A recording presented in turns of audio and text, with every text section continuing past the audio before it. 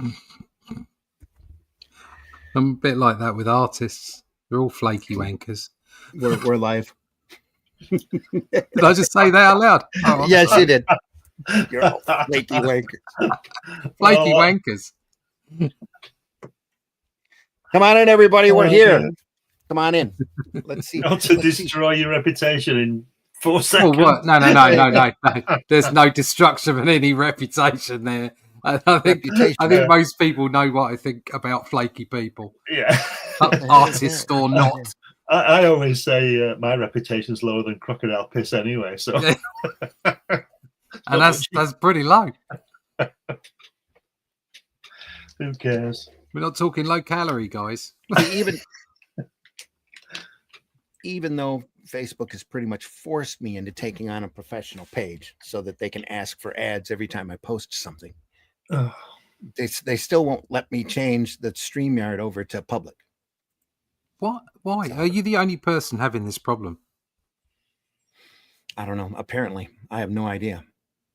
Nobody else seems to say anything about it. But it's irritating. Yeah, they probably. That's because nobody pays attention to Facebook anymore. No, I mean, really? We're on Facebook? Not right now. No. Come on in, everybody. We see you out there. We think you're out there on YouTube. We know you're on YouTube. I can see all that. We're on Russ's X this morning. Yeah. We're on your something else here. That's your YouTube. We're on my Facebook, but you can't see it until after it's done, when I can switch the thing from private to public. How nice. Thanks, Facebook. So appreciate you. Anyway, I'm your host, Randy Zimmerman. Arrow Comics. Arrow Comics. Let me find a good representation of that logo right there. Arrow Comics right there. Still out, still vital, still here. We've been printing comics under this incarnation since 1996, off and on. We are back at it. I'm printing the Atlantean, and we've done the Shadow Kingdom, which is a faithful adaptation of Robert E. Howard's classic tale of sword and sorcery, the story that started the entire genre. It's right here, faithfully adapted in a beautiful hardback, as well as a trade paperback black and white edition. The hardback's in color, and it includes the prose story in the back of it for your comparing convenience, of which we totally invite. So the most faithful adaptation of the Shadow Kingdom in comics that has been done. And I'm incredibly proud of being a part of it. Russ did the artwork for it. I did the adaptation, and I am currently scripting volume 4 as we speak, or whenever I'm not doing commercial work or painting the kitchen. I am scripting volume 4 or dealing with other wonderful little bits of BS-ness. So, hey, anyway, we're glad you're here. We are here to take a great look at a great book of the icon that started it all, Superman, from the 30s to the 70s. And we'll get to that in just a second after we introduce the rest of the people here. I am joined by Mr. Glenn Fleming. Glenn, please introduce yourself. I'm not going to follow that with my somewhat agitated co-host. Right. I thought I was twitchy. I've been up since 2 o'clock this morning, and all that usual shit. Anyway, I write books. I've got 12 books in print. They're all on Amazon. Science fiction, JFK assassination, adult humor, all that kind of stuff. Children's books, everything. But the one relevant to this show is my book about Jack Kirby. I went to his house a couple of times in the late 80s, early 90s, and this is the story of it. It's got lots of photographs in it, so check that out. That's on Amazon and New Haven Press. I also draw occasionally, and this is my character Hatch. This is the annotated book of his how he came to be and everything. This is on Fund My Comic. It's got lots of art, published and unpublished artwork in it, stuff like this. His little man lives on his own on an asteroid. Just check it out. That's on Fund My Comic.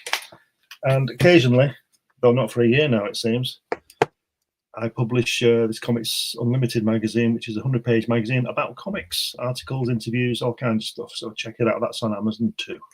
Has it been a year? Yeah, I just looked at it. March 2024. Oh, that's not good. No. But we'll see what happens with that. Yeah. Also joining us this morning, Mr. Russ Leach. Russ, please introduce yourself. My name's Russ Leach. I'm a comic book artist from the UK, currently producing Atlantean, just like my boss over there says. So check it out. You're funny. Anyway.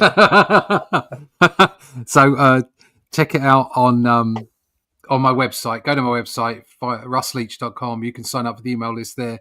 There's also links there if you want to go buy issues 1 or 2. If you want to hang about and wait for the presentation of all 3 issues, we have a catch-up tier, 2 catch-up tiers actually, that you can go to. That'll be on Find My Comic around the 18th. We're looking at launching. Don't see why it won't be doing that. It's 2 weeks Friday. So go find out what we're doing. Check that out, and that's over at russleach.com. There we are. You want to see a quick quick update? Yep. Pop it up there. I'll show you the page I'm working. I'm very close to finishing now on the pencils, so there we are. There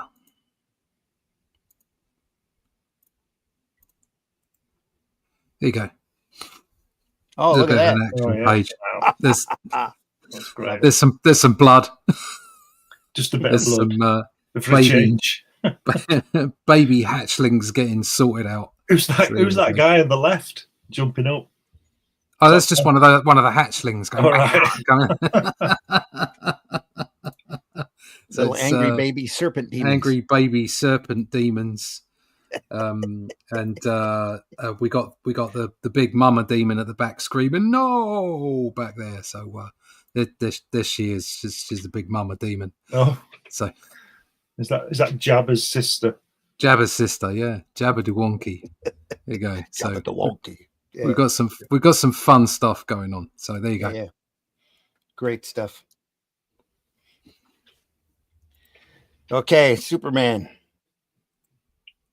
From the 30s to the 70s. This is a hardback book I've had for decades. Done in the late 70s, I believe. All put together, incredibly well bound, unlike the show or the book that we're looking on Friday's show. Yeah. Copyright 71.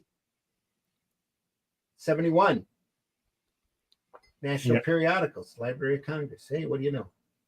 71. Editions published by Bonanza Books, a division of Crown Publishers, covering the first 4 decades of Superman.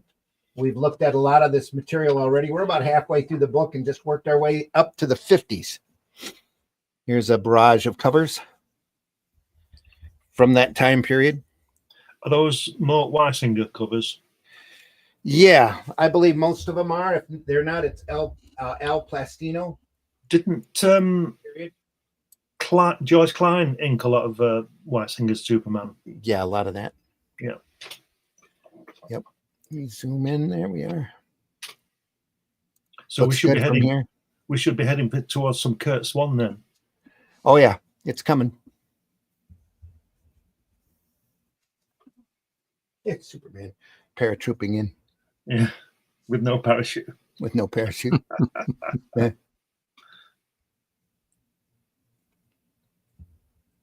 During the 50s, everybody at the start of the 50s was chasing Captain Marvel, the Shazam Captain Marvel, because it was selling tremendously.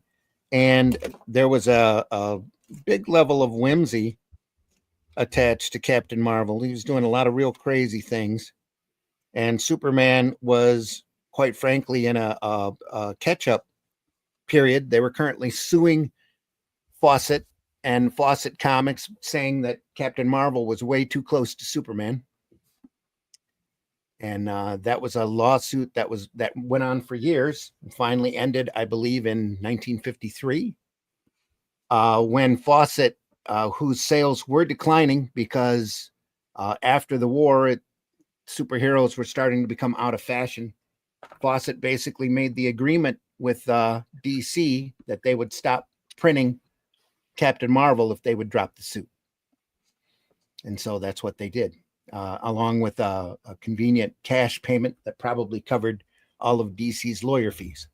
Convenient cash payment. Yep, which is pretty ironic. So apparently, it was a couple $100,000, which is a lot of money back in those days, back in the 50s. Yeah. But then in the 70s, there was a clamoring for Captain Marvel, and DC was approached by a couple of merchandising folks wanting to know who had the rights. So DC went and leased them from what was left of Fawcett Comics. So for a period between, I believe it was 77 to 79 or 80, every appearance of Captain Marvel was paid back to Fawcett for payment licensing, which I'm sure over the long run and the amount of times that they even tried a couple of ways of getting around it. They had a issue of Superman where he fought a character called Captain Thunder that had like a little sunburst on his chest, but the same costume, same basic origin, but it didn't work because they wanted Captain Marvel. And there was talk back then of all of the merchandising that you could ever imagine, including a TV show, which ended up happening in the, what was that, in the 80s, if I'm not mistaken. Had little Billy Batson and Uncle Marvel traveling in a Winnebago. No, I don't remember that. Wow. Live action. Yeah. Live action. Whenever Billy had a big yellow band around his neck, like the old Billy Batson shirt. Yeah. A lot of people remember that fondly. It's about the same time that the ISIS TV show was on. So they had the Shazam ISIS hour. Yeah. You're laughing. It was Saturday morning. Yeah. They had the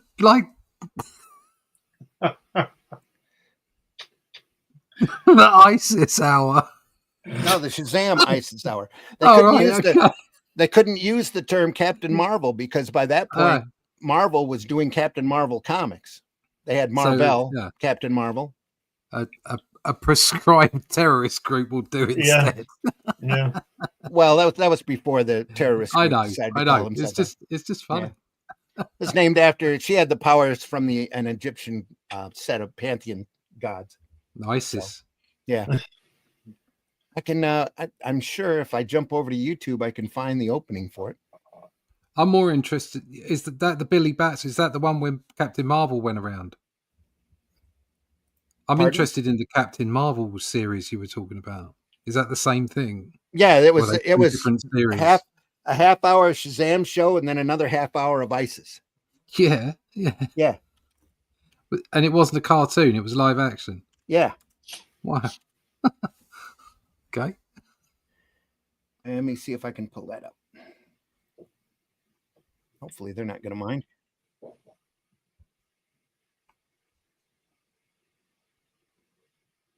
This was loaded in by Life in Analog. Let me share that screen first.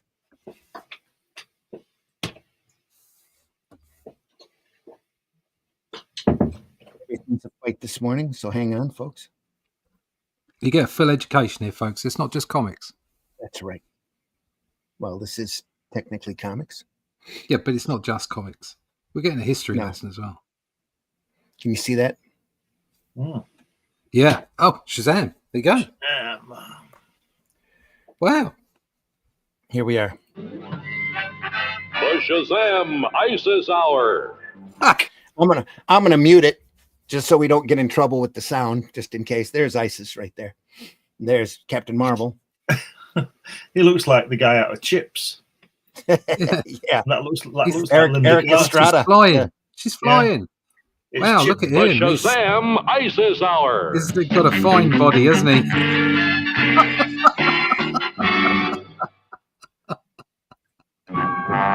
Chosen from among all others by the immortal elders Solomon, Hercules. Oh, wow, we got a cartoon Zeus, as well. Achilles, Mercury.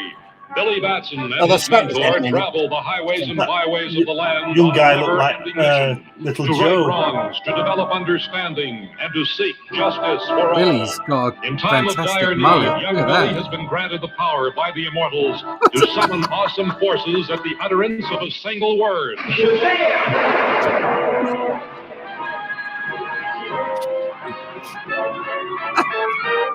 A word which transforms him in a flash into the mightiest of mortal Why is he running? beings. Why has he got a rope around his neck? Why has he got my curtains on? Anyway, you get the idea. That Michael Gray looked like Lou? Mitch is in the house. Michael Landon. Hey, Mitch. I'm going to have to go find that. You remember this from your... Oh, and he dropped out. Oh, Mitch is gone. Mitch saw that and was so disgusted he had to He leave. just- Oh, he's gone now. I said, oh, no, that's part of his childhood. I'm sure he remembers those fondly. But anyway, they would go off on little adventures just like the old Lou Ferrigno, Bill Bixby Hulks. You know, Billy would get into trouble and yell the magic word. Captain Marvel would come out and bend things and throw people around a little bit because you couldn't hit anybody on Saturday morning at that point. No violence was allowed or serious violence. And yeah, they went from there. Anyway, off topic. What happened is when Captain Marvel ceased publication and Fawcett ceased publication, the writing and some of the art team, C.C. Beck left and went off to do advertising and other things like Fat Man the Human Flying Saucer. But the writing teams and some of the artists that were working on Captain Marvel transferred over to Superman. So Superman got even crazier. Had all sorts of other, as you can tell here by the array of covers, all sorts of strange things happening. Super Baby was introduced at this point. Superboy, I think, had already been around a little bit. Crypto came in. Supergirl was introduced. Legion of Superheroes started during that period, which was a group of teens in the 23rd century that idolized Superman so much they decided to all be superheroes in order to help all the universe. So everybody, they had aliens from all sorts of different planets all get together. And as long as you had a unique superpower, you could be a member of the Legion. So they had everything from Sun Boy to Matter Eater Lad. Matter Eater Lad. Great stuff. And the fantastic Jim Shooter got his start writing stories for Legion of Superheroes. He kept sending stories, and he was only 13, and he'd send stories in almost like stick figures with descriptions on them. And one of them was so good that the editor at DC turned it over to Kurt Swan and said, "Here, draw this." And then they were going to they had to teach him how to write scripts. I mean, regular comic scripts after a while, but when they asked him to come into the office and sign a contract, he told them that he had to bring his parents, and they went, "Well, how old are you?" And at that point, he was 14. Legend, that is Jim Shooter. It is a legend, yeah. It's a legendary story too, and he wrote Legion for years, quite a few years, and did all sorts of crazy things with it. Yeah. It's great stuff. Aliens and anything that you could imagine. They did Black Magic on Mars. Is that what this is? Yeah, Black Magic on Mars. He's only small. Superman. Isn't Stumpy there, isn't he? In front of that guy. He should be. Well, they had to fit him into that part of the page. Yeah. I like they've got all the aliens are Elmer Fudd.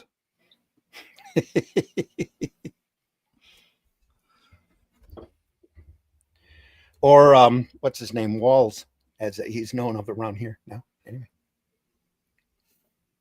the guy who ran for vice president always reminded me of Elmer Fudd. Elmer Fudd. He really did. But anyway, lots of dialogue. Yeah, you can see, can't you, that at this point they're still writing books and then illustrating them rather than producing sequential art. Pretty much, yeah. Yeah, it's not quite there yet. What's that copyright there? 1949, does it say at the bottom? Yeah, they probably did that in 49 and then printed it in the 50s. Right. Mitch is still trying to get in here. Mitch, are you there? I can't hear y'all. Let me Keep restart trying. my computer again. Keep trying. All right. Everybody's having computer problems this morning. I'm not. Well, I'm not. over here. I seem to be having. I had a hard time getting the computer to set up this morning, but I figured it was, the combo of StreamYard and everything else going on.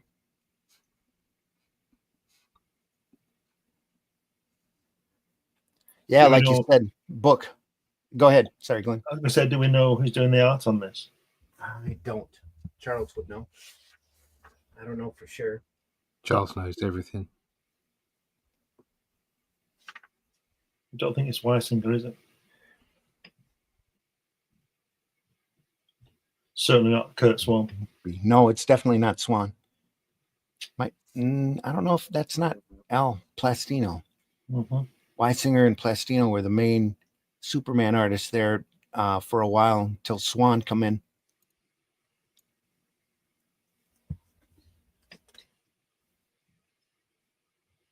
Charles, if you're awake, let me know who did this. And folks, the chat's open. Oh yeah, we've already got movement this morning. Hank Ferret's in the house.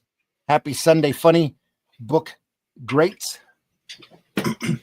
Happy Sunday, funny book greats. I should say, get a bigger hammer. That's what he said. I agree, Tank. Getting there. Aha! I'm in your chats, liking your streams. There you go. Please hit that like button over there. Tasty. Jenko in the house. Nice to see you here. Yes, great work. Fire, fire, fire. Fire, fire. Anyway, Jenko. Yeah. Jenko. Nice. Tank Ferret. Faces. Loved me the ISIS Shazam hour. There you go. PBR in the house. Most of the adults, 30, I would say, late 20s, 30s, remember that fondly. I come off of the era of the Hanna-Barbera superheroes, Space Ghost, Herculoids, back when everything was really violent. So all of this stuff was irritating and tame to me.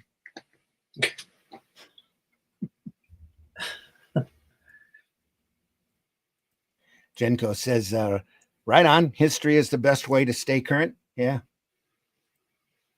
Nick at Night. Nick at Night. I remember this. Does Nick at Night show that, Jenko? I didn't know. I remember this. I'm here. This is the only Indian kid had his own studio. I'm not sure what that means. Here's the infamous episode where Billy turned into Captain Marvel to tear open a 12-inch chain link fence instead of just flying over it. Exactly, Headless. Bourgeoisie. Anything to show off the strength without smacking somebody. That's what he ended up doing. They wouldn't let him hit people. At least had the tech. Is that a bird? A plane? Nope. It's my sister falling off a window. My bad. Marvy says. Good to see you here, Marvy. Just figured it, but also had the money. Alignments do happen. Math said there's that extreme barrel-chested Wayne Boring Superman. There we are. Wayne Boring. Wasn't Weisinger. Tank Ferret says, personally, I like a writer who can throw down some good layouts with their script or even a hybrid or two of the two. It really facilitates the creation of solid story flow. Oh, yeah. Never underestimate the power of stick figures in boxes. Absolutely. Tank Ferret says it's Wayne Boring. Headless Bourgeoisie say, thanks, Headless. I forgot about Boring completely. But Yeah, and he really was known for that barrel-chested, thick Superman. Let me see here.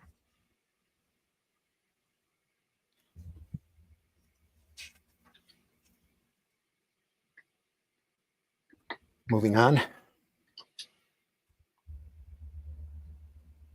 Lots and lots of words. Yeah, too many.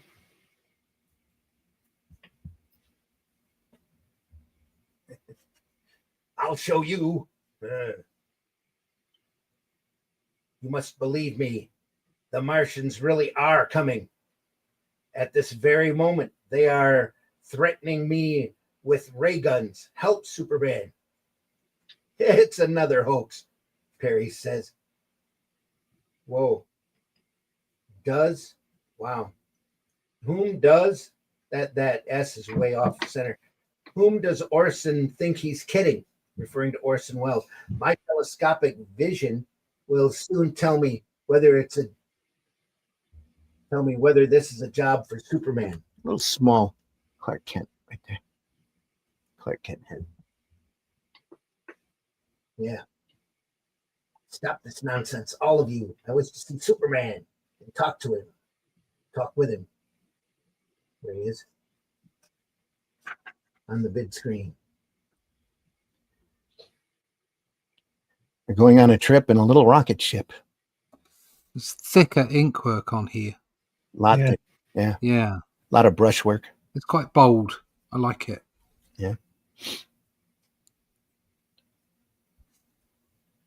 Everybody's saying hello to everybody this morning. Tank Ferret says, them's a lot of words. Oomph. Oof.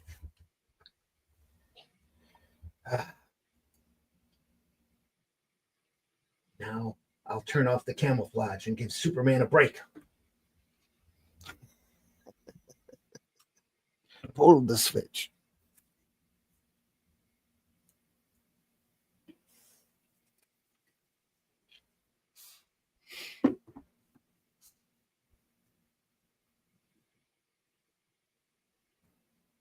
It's too wordy, isn't it? It is. But it's hand lettering. So Yeah. it is that. Some of the kerning is a little goofy, but Ooh. it's readable. Little arrows to help you know where to go next.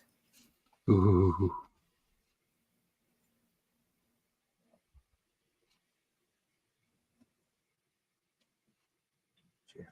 Superman pose right there. At least Wayne Boring would draw him completely in the panel. Yeah. That's the famous pose on the bottom left of the first page, isn't it? Coming through that window thing. That's Boring's famous pose of Superman, isn't it? Very much so. Matt Black is in the house. Good morning and afternoon, everyone. Thanks for being here, Matt. Folks, hit that like button over there. Any type of interaction you have with this program just goes to help our algorithm and be seen by more folks. So hit that like button. Thanks for being here this morning. We're looking at Superman from the 30s to the 70s. We are in the 50s, probably at 1950, since this story was copywritten in 49.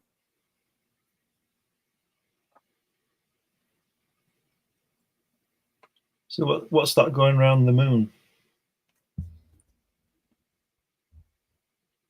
I don't know. The first part of the Superman Orson Welles plan works as the moon reaches the rocket ship fleet and pulls the spaceships within its orbit. The rocket ships are powerless to continue and are now mere satellites of the moon. All those the invasion from Mars. I'll tell you what, those spaceships must be big. Yeah. It holds the entire Martian invasion force. So they've come all the way from Mars, but they can't deal with the gravity of the moon. Exactly right. That's weird, isn't it? Still, it's only a comic. Don't think too much, eh? Yeah. And look at the top. It says the first part of the Superman Orson Welles plan. Mm-hmm. Did he consult Orson back here and we just didn't see it? They mentioned it, didn't they, somewhere? They did mention there. Orson Welles. First off, they were saying, "Oh, it's just that bloody Orson Welles again, just having a bit of a laugh, innit?" Oh. Yeah, it says the magic trick transforms Orson Welles into a fire-breathing dragon. like you Amazing. do. Yeah. These Martians are far ahead of us scientifically, yet simple magic makes them react like superstitious savages. Simple magic, simple magic, Simple magic. simple magic. Not the kind of hardcore magic. Simple magic. Who knew Orson Welles was a wizard? Who knew? Yeah. He does kind of look like a wizard, though. I mean, like, you know, if I met him out in the street and he was saying, "What do you reckon I do for a living?" I'd have to be thinking, "Oh, wizard." Yeah. Matt says already on it. Thanks, Matt. Matt Black. Tank Ferret says having diarrhea of the fingers is good for the algorithm. Absolutely. Headless is laughing. Genko says science. Yeah. Was Orson Welles an awesome guy? Badum tis. I'm here all week. Oh, badum tis. I'm here all week. Try the fish. Yeah. Alchemy, same thing. Yeah. Non sequitur. Orson Welles as a planet-eating space robot was the ultimate fat joke. There you go. This is before he got robust. Put it nicely.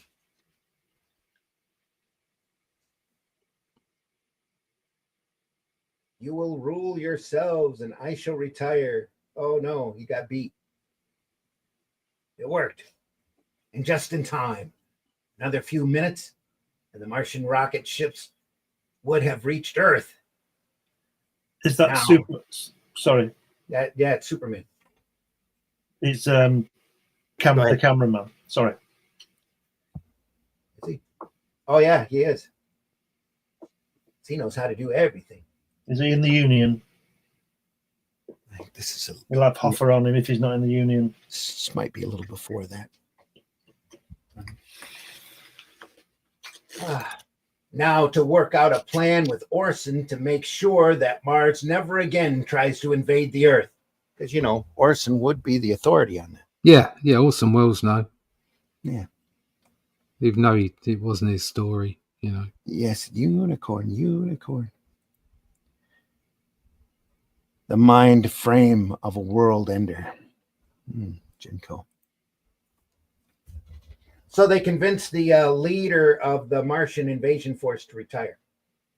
All is well. Then Superman flies the gigantic marital aids back to Mars.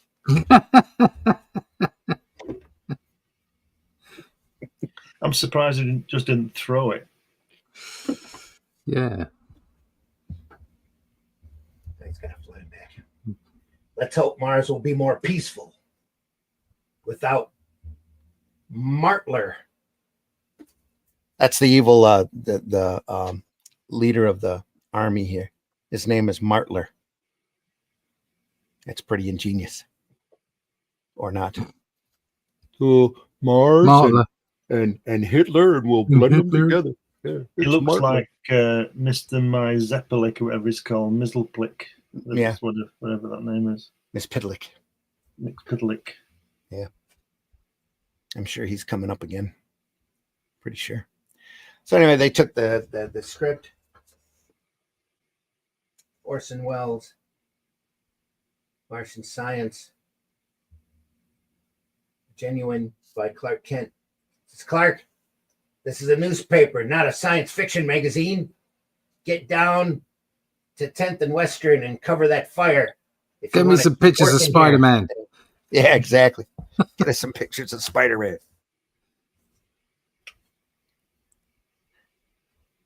He wrote the story up, but no one will believe him.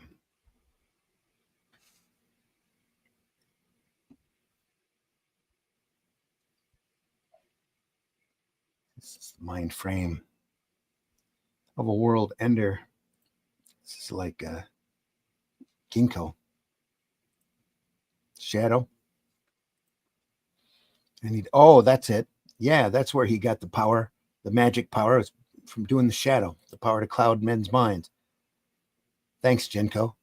I need to up my knowledge. This is brought to you by Mrs. Pell's Frozen Peas. Okay.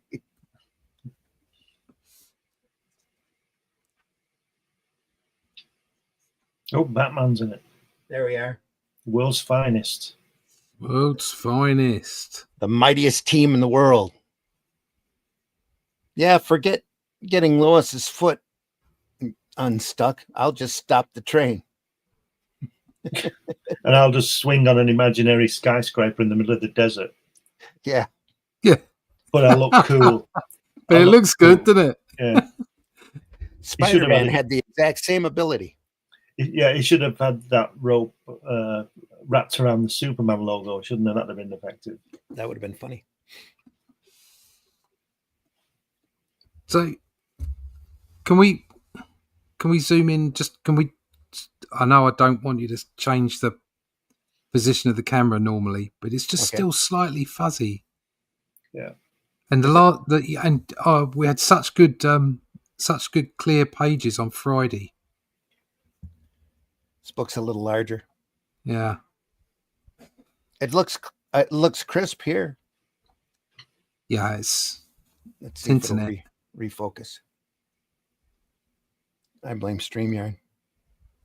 Yeah, it looks good off of my Wacom that I'm looking at it from. Are you looking at it in StreamYard? This is a little fuzzy. Yeah, it's a little fuzzy Yeah, here. it is The drawings fuzzy. are tight. It's fuzzy.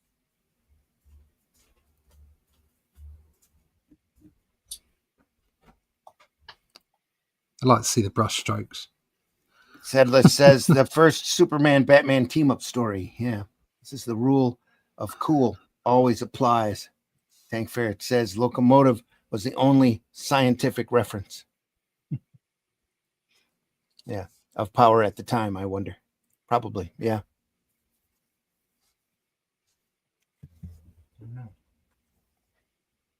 I think I could probably put something behind it and try to see if it helps the focus. We use this great book right here that's real handy. That was clear.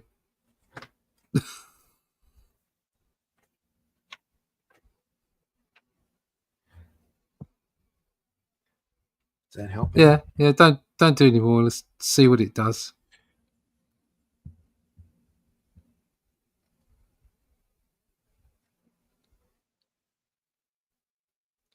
Is that any better?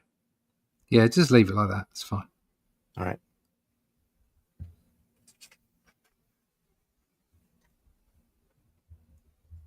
That's all line work here. Some lovely work in here, isn't there? It's lovely ink work.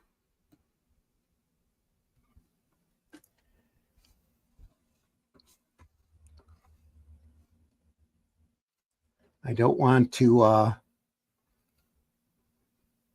guess wrong again, but I'm thinking this might be Al Plastino.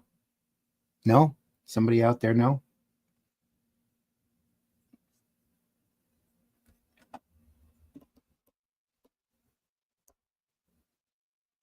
Let's see.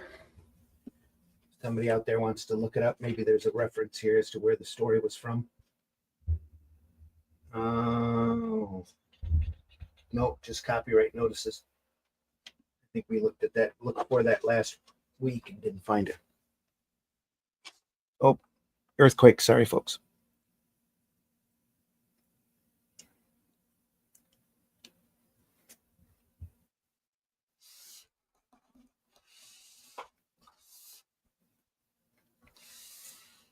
Is that better? Good enough?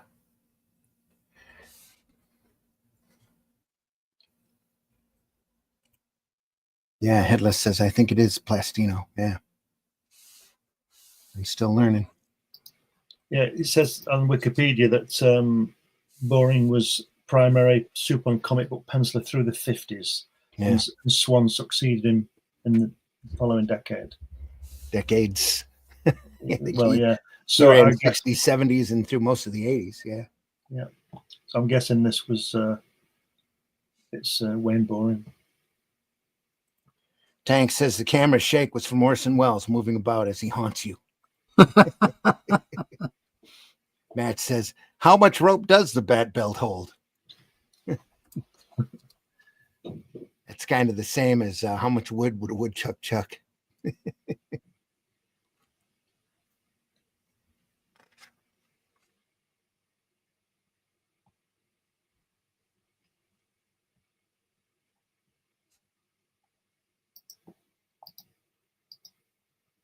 Now we're getting, I'm seeing focus problems. It's bouncing. Look at Batman's fantastic ears there. Add-ons like Adam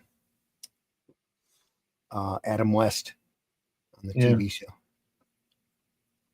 Look at the thick line on that bottom left panel. Yeah. Oh, wow.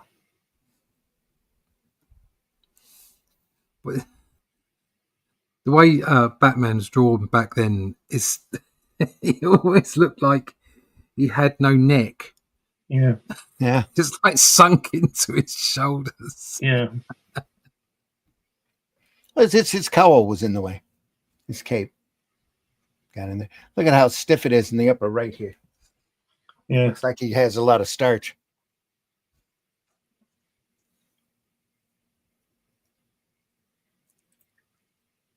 Genko says if Orson Welles played Darkness in Legend, that would have been interesting. Yeah. Well, Tim Curry was great in that. He's the best. I think Orson been dead about 20 years then, aren't they? Yeah. It would have been interesting with him in that, wouldn't it? Dead Orson. Anymore than just AI his voice.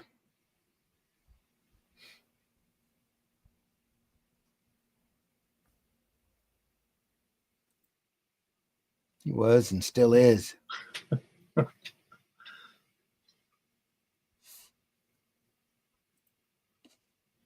Nothing there.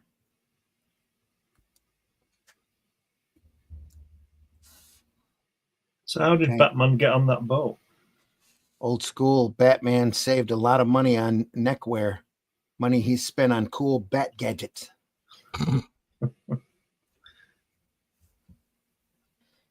Now he just flew in.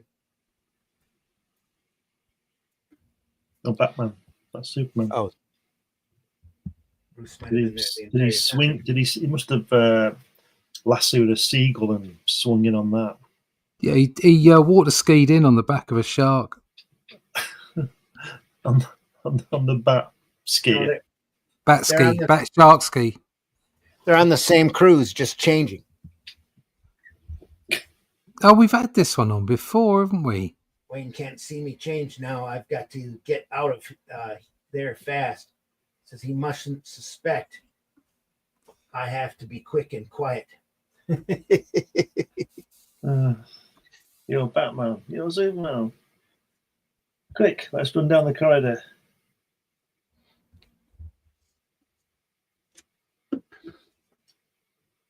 All Superman had to do was use his X-ray vision to figure out who he was.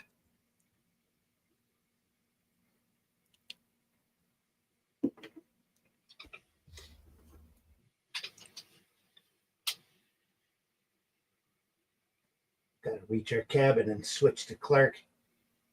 Oh, they already know who each other is. Yeah, it was revealed. They revealed it on the previous page. Oh. It says you're Batman, you're Superman there. Oh, yeah, there we are. You, Bruce Wayne, you're Batman. No time to talk this over now, Superman. The fire is out there and we'll blow up that tank truck. Right. Talk about this later.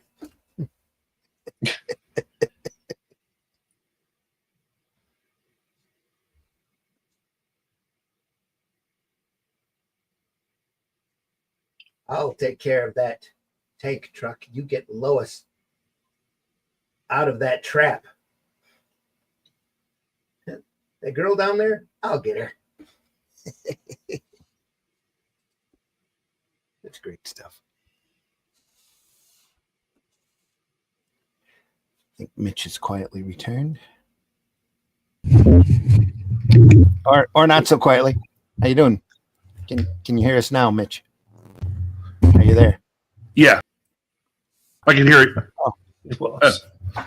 You can hear us? Okay. We can hear your microphone. It's all good. Okay. I can hear you guys too. Sorry, it took me almost an hour to get my shit to start working. So, Yeah. You want to try some juice? Oh, sort it out. A little extra coffee never hurts. Plenty of fruit.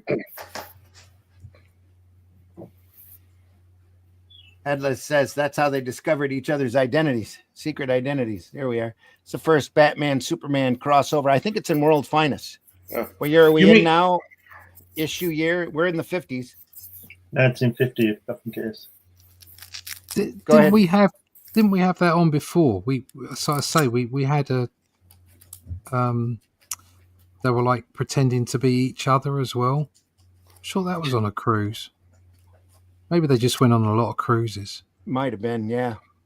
We haven't covered this story before. Maybe they just went cruising on cruises. Yeah. Mm. We got mixed up. well, at least it wasn't the poop cruise from a few years ago. Marvy says, can you imagine James Brown reading comics out loud? I don't know why I thought of that, but it would have been hilarious. Yeah. LOL.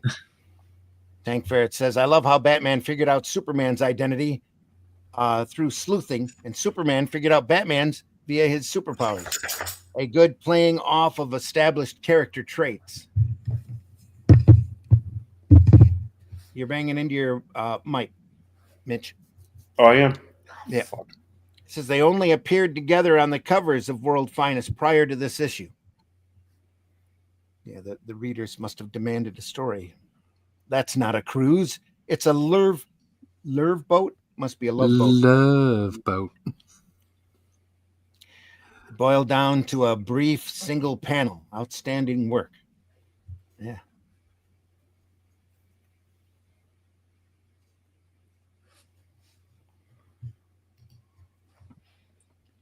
A bit dodgy, yeah. What's going on there? Jenko says, who was compromised first, Batman or Supes? I think they figured each other out at the same time. That's because they changed in the same cabin. Yeah. And didn't realize the other person would see. Yeah. They turned the light on and both of them would be in costume. Good Lord, you're Superman. The thing is that Superman could have done it super fast and Batman wouldn't have known. There you go. Wouldn't help the story any. Or they could just go in the cabin, couldn't they? Headless says, of course, Lois gets the hots for Batman.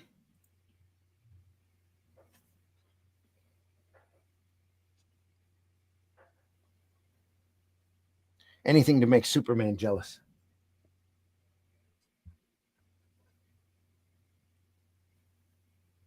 And she said, oh, Batman. Oh, God. Oh, Batman. How You've got shallow. such a big batarang.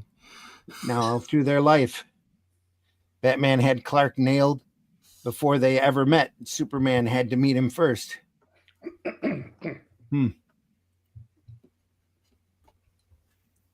That's like that story, New Frontiers, that we're going to look at one of these days. That, what's his name did? His name, I'm brain farting this early in the morning. But Batman comes into Martian Manhunter to give him a warning to stay on the side of justice. He says, I paid $20,000 for a chunk of Kryptonite to stop Superman. He says, all I need to stop you is a book of matches. Okay. I liked it. Anyway. This is why I never used to read Superman comics. Well, see, there's been decades of everybody dismissing these eras as being horrible and stupid and all, goofy. But there's really a level of whimsy there that and fun fantasy that few people want to acknowledge. Now, there's a lot of quality to this stuff. That's why it was selling millions of copies at the time. One of the few superheroes to survive through the Comic Code Authority, Superman, Batman, Wonder Woman. That was pretty much it there for a little bit before the Silver Age started. Captain America made an attempt, and they Stanley ended up putting him in hell to track down the Red Skull. Remember those stories? No. Okay. I didn't even know that existed. What, that Captain America ran through hell to find? Yeah. Oh yeah. Who drew that one? I don't remember. Would it be John Romita? Was it Romita in the 50s drawing Cap? I don't think so. I don't remember who drew him. That PBR says, didn't know Batman had a thing for large four-headed gals. That was cold. I didn't know that Batman had a thing for women who weren't wearing spandex. That too. This is the era of Batwoman, Batgirl, Bat, Ace the Bat Hound. Batmite. Has Batmite showed up yet in the Batmite? I don't. By this time, I'm not sure. If not, he's about to. That's Batman's version of Mr. McSpidlick. Batmite, easier to pronounce. Yeah. Yeah, it says here, Randy, that John Romita drew Captain America from the early 50s. Cool. In the early 50s. Great. And he was quite good, wasn't he? Yeah. Quite. I used to buy mine at newspaper shops. I miss that. Yeah, me too. I used to buy mine from spiral racks at the drugstore. The hunt for the rarely distributed books was always part of the fun. Jack must have been on holiday with Roz when that issue of Captain America came out. No, I don't think Jack was talking to Marvel at that point. No. He did a bunch of stuff for Harvey and a bunch of independent material for different companies, any place that he could find work. In the 50s, for some reason, I thought he was doing the monster comics with Stan Lee, but that was towards the end, though, wasn't it? Towards the end of the 50s. Oh, okay. Well, he put his differences aside to get work, get that page rate. Yeah, surprising what hunger will do for you, isn't it? Yep, that's it exactly. Yeah, well, before you had GoFundMe, where people could ask for money for sandwiches. Yeah. Yeah. Get off your arse and do some work. Yeah. Long before fandom and commissions, too. Collaborations. Yeah. So Jack must have been on holiday. Yep.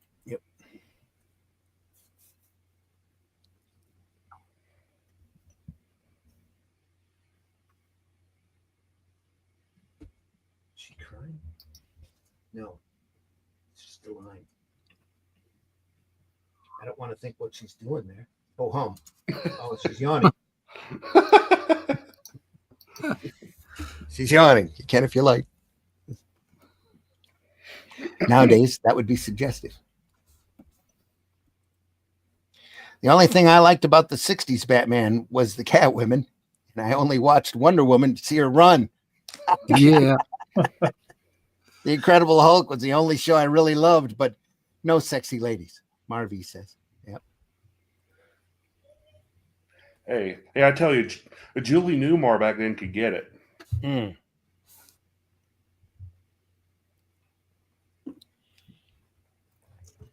Eartha Kitt, too. Just and Lee Merriweather. Seethed sensuality. Just the perfect choice for Catwoman. Yeah. Yeah, I always get Lee Merriweather and Julie Newmar's Catwomen mixed up for some reason. Yeah, they do look similar, don't they? Yeah. I mean, Eartha Kitt wasn't the best looking girl, but she was sexy, wasn't she? Yeah. She definitely had an air about her on screen. It just seethed that sensuality. Up the sexual tension, which is what the Batman show figured they needed. kind of the reason why they added Batgirl and spandex. Yeah. I read some like behind the scenes thing, and apparently they were all having fun in between takes. That's the word. Yeah. Yeah.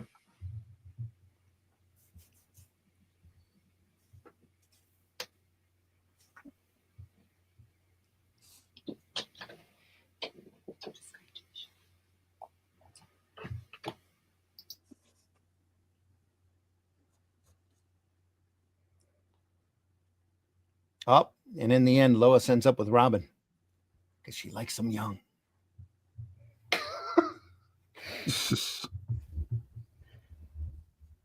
Hi, Batman. What do you think? I'm taking Miss Lane out to dinner. Oh, no. Isn't he the cutest little chap?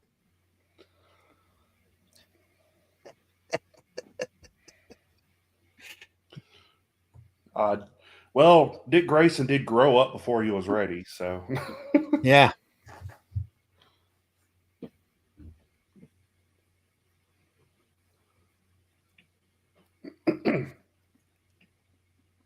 Marvy, we already covered that. I am a volunteer gardener in my off time. Here looking at you soccer moms. Just kidding. Jenko says. Marvy says lots of cocaine between takes. West loved to do crazy stuff. Yeah. Michael Kahn. Cocaine. Yeah, exactly. Yeah. Mike Cocaine. Michael Kahn.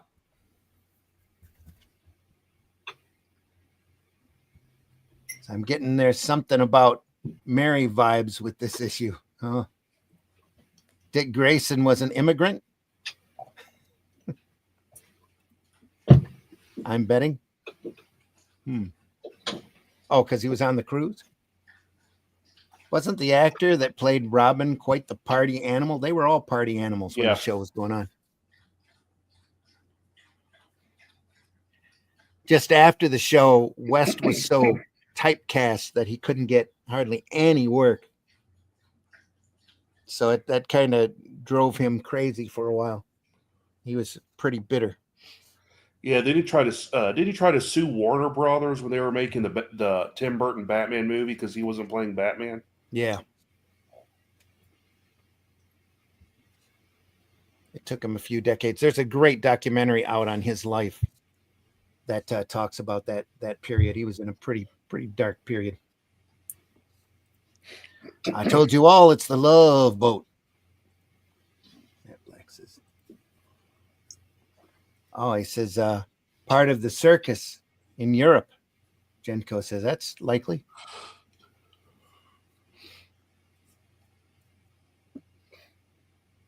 It's a nice set of perspective there. Cruise ship deck.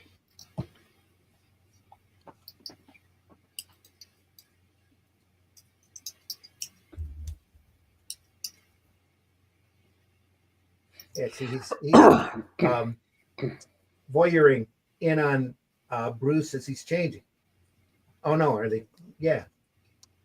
So let's see which of us she'll go out to dinner with. That'll prove her preference. And she's ended up with Robin. So she chose option C. And now she's serving 20 years in jail. Robin's got the biggest schlong. Robin had experience in the circus. Yeah. That Waters, that's some lovely inking. I think we're missing out on some of this artwork. Look at it. It's great. The only thing that puts me off is Batman's shoulders. Yeah, it's his cape, isn't it? It's not very good. It's always put me off. It's that rendition of Batman. Because Superman's got a cape as well, but they put a neck on Superman. But they don't put a neck on Batman.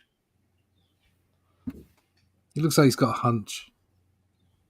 Yeah. I know he's always got a hunch. He's a detective, but you know what I mean? Yeah. Well, it looks like he's the way the cape's drawn to me kind of looks like a hang glider, like he's about to go hang gliding off. Yeah. Hang gliding before hang gliding.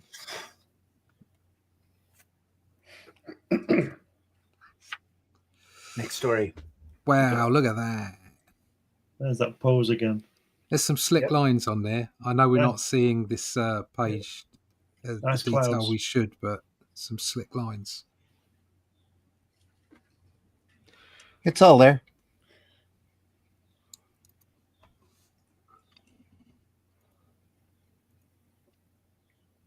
Are we still out of focus on your end? Yeah, it's just a little bit pixelated. Yeah, just a little bit. Yeah. Yeah. So the girls of Superman's life. I mean, one of them's obviously Lois. Is the other one Lena Lang? And I wonder if it's my camera. Could be. If it's sharp at your end and furry at ours, it's more likely to be a network issue. I went through and changed my camera settings not too long ago. It might be part of the problem. Let's see if I can figure out how to do that.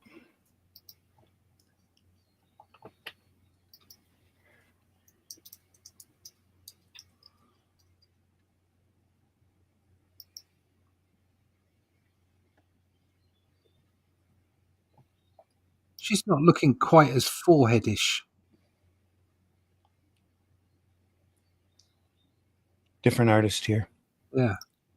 There's some nice stuff going on here.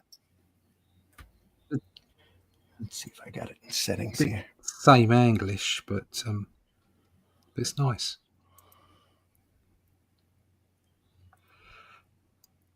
Nope, I'm as high up as I can go.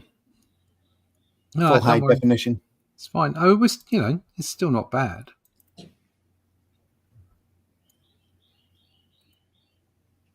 Nope, Ah, that didn't work. Whoo, that was close. Let me try.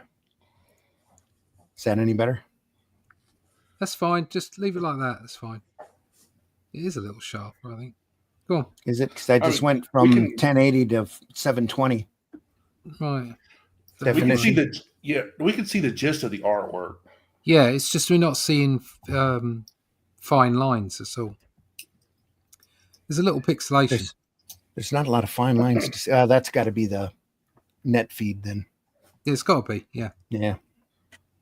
All right. Well, I'm still going to increase the definition on this.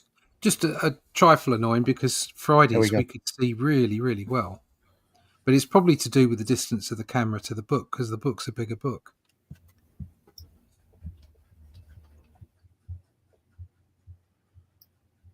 There you go. You can see them. Yeah. Well, hold on. It's coming. I'm shaking. It's gone. Yeah. Well, don't worry. Yeah. But you can see those lines. You can see the quality of those lines. And try to lower things again. That's all right. Just leave it like that. That's great. That's a little better, actually. All right. So.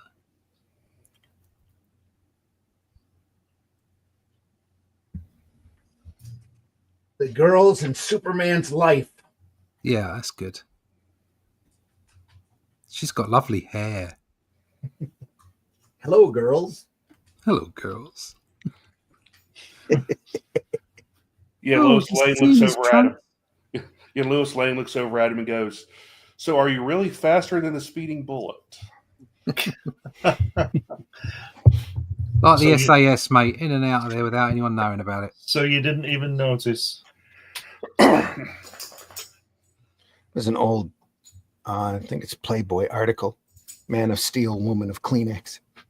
Oh, Well, there's also a joke about Superman, Wonder Woman, and the Invisible Man. I'm not going to get into. But yeah. That is funny. It's Yeah. very funny, yeah.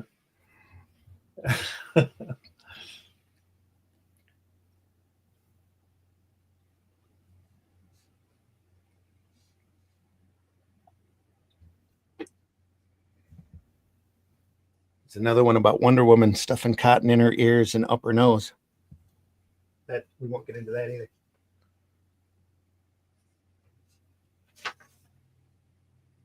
Look at that. That's great.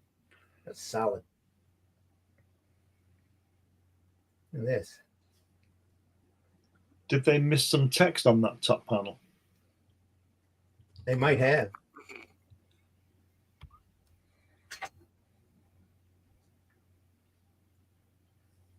So Lana begins a dramatic series that can have momentous consequences. I like the inks on this. Yeah. Just solid stuff. Yeah. Real thick and so I like this panel here. I think that turned out, even though Superman's driving the locomotive. Or is that a giant magnet? Kind of looks like a giant magnet. It's a magnet. Yeah. I also remember how when criminals using stolen army tanks threatened Smallville, Superboy converted a locomotive into a huge magnet to save the day. Yeah. Is that Lana Lang? Lana's typing up her memoirs. Because I'm just looking on Wikipedia and it said it's a fictional character, blah, blah, blah, blah, blah. And then it says the character has occasionally gained superhuman powers and assumes their superhero identities of Insect Queen and Superwoman. I mean, how ridiculous. Just leave it. Do you know what I mean? Anyway, well, Lana ended up, when she was Insect Queen, Superboy, I think, took her up into the future for a couple of Legion stories. Because that was her unique power for the Legion, was she could control insects. It's like Jimmy Olsen used to have an elixir like Elongated Man that he'd drink and turn into Elastic Lad. And you wonder why I didn't read DC comics. With a purple suit. Oh, at least back then, yeah. Well, still DC. This stuff has got some crazy charm to it. It's crazy and it's outlandish for a reason, you know. Like Russ said, the inking is superb. Yeah, lovely. Yeah, it's like I mean, you know, it's not a secret. I'm a huge Batman fan, but you know, when I read the comics, I usually go from like, you know, 39 to about halfway through 40, skip all the way up to the 70s. I usually just, you know, gloss over the 50s and 60s material. I mean, I'm not saying there's anything wrong with it. It's just not, you know, my cup of tea. Yeah. Tea. Where are we here? Wow.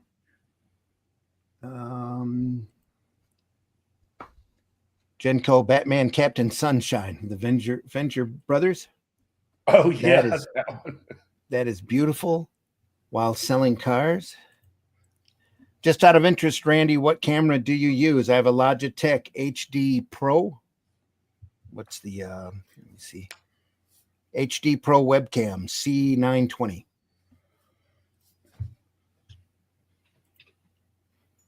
Hairstyle Lucy O'Ball. And every other girl as well in 1950. Yeah. Zoom enhance. He says. All I'm seeing now is the page number. Oh, well, hopefully I fixed that. I'm zoomed in on 235. Oh, you might be a little behind, Matt.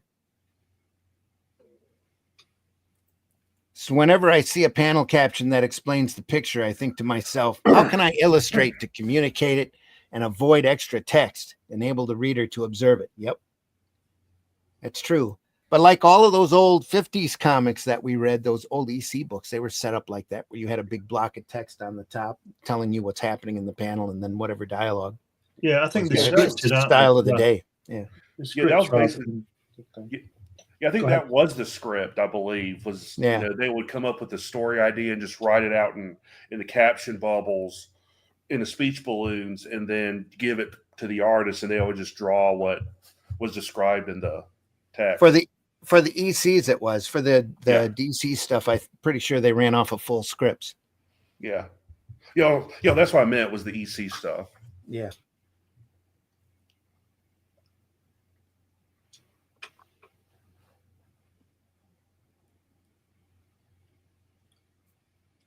Her hat's changed. Different artist, updated with the time.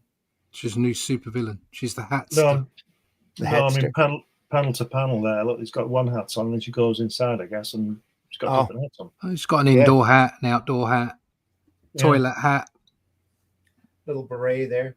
kitchen hat, Little lounge hat. pillbox Yeah, hat. there's a little gift center in the building that sold hats, and she decided to get a new one. That must be what it was. Yeah. Is it the same person? Maybe it wasn't Lana Lang's hair red, so that might have been red. She was. So, Yeah, it's also curlier with the pillbox hat too. Yeah. Oh yeah, absolutely. Different women. I've got an idea. Let's do them in color. Yeah.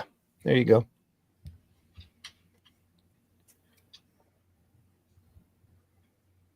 Is it true that Perry White was based on Ben Bradley? I'm not sure who Ben Bradley is. Well, there you go. He was the editor and owner of the Washington Post during Watergate and Kennedy administration in the 50s and all that. I thought Perry's been around since like the 40s. They might have drawn him or redrawn him to look like it. He is here. Yeah, because he was in the Flesher cartoons. Yeah.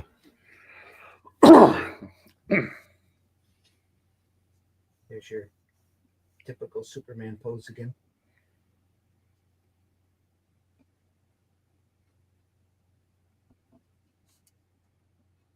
I mean, that third panel where Superman's reading the paper or looking at whatever it is, he doesn't look like a really, really heavily built, handsome Superman guy, does he? Hiding behind those glasses. Yeah. Do you know what I mean? Right to that shoulder. You've been working out, Clark. No, it's just the angle I'm standing at. Yeah. Says Nightwing and Flame Bird and Human Turtle Olsen. Oh yeah, all sorts of crazy stuff for Jimmy. There's a fantastic 80-page giant out there that has his most outlandish stories in it. It's pretty crazy. The best story I ever read with Jimmy Olsen was the Kirby stuff in the New Gods early stuff. Well, just before New Gods came out. That was something. I guess Kirby wanted to draw a Superman book, and they gave him Jimmy Olsen because it was the lowest selling at the time. Yeah, it's kind of ironic looking back now that they gave Jack Kirby the lowest selling Superman book. Oh, they were I think he asked for it.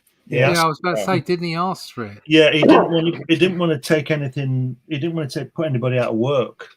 Oh, okay. So he asked for the lowest selling one, which is not very fair on the guy who was drawing the lowest selling one, is it? Which I think was it was Kurt Swan, wasn't it? Yeah, that was the thing though back then. Where they give the artist that got the most fan attention the lowest selling book. Yeah. In order to help boost the sales. That's why Adams had a run on X-Men and Barry Windsor Smith had a run on X-Men. Well, it worked because that was when I went. I bought DC books because Kirby was there. Plus, I know Adams asked for X-Men because it would. He knew it was the lowest seller because it'd give him full autonomy to play around with panel layouts. Yeah, and didn't it knock everybody's socks off? Yeah, but they'd already cancelled it, hadn't they? Show them what could be done. They were pretty close to canceling. They were bi-monthly at that point, if I'm not mistaken, and really just on the edge of the cliff. They didn't have anything to lose putting them on it, I'm sure.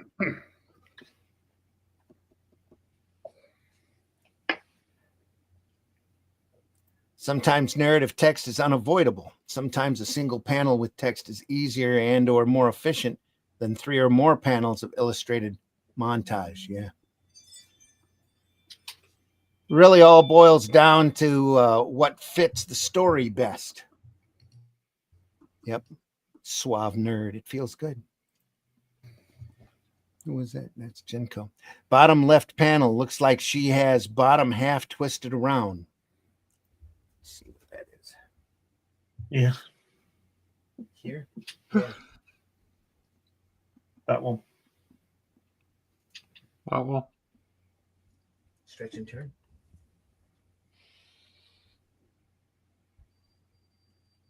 Discipline is important.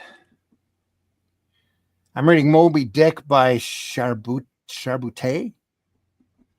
And most of the time, he uses only the art to tell the story at Tank Ferret. There is a great illustrated first comics back when they were out. We're doing classics illustrated type books. And there's a great version of Moby Dick out there by Bill Sienkiewicz that's just amazing. I never appreciated the story a lot until I read that version of it. It's just really good stuff. If I ever run across it, we'll look at it here. A lot of that material that first did where they adapted classics, they kind of took the idea of Classics Illustrated, which started around this time where they adapted classic novels, and they let all of these great sequential artists adapt these stories. And it's some pretty awesome artwork in that run. Pretty great stuff you don't see around anymore, or anybody talking about it. Sorry, I just hit my head on the camera.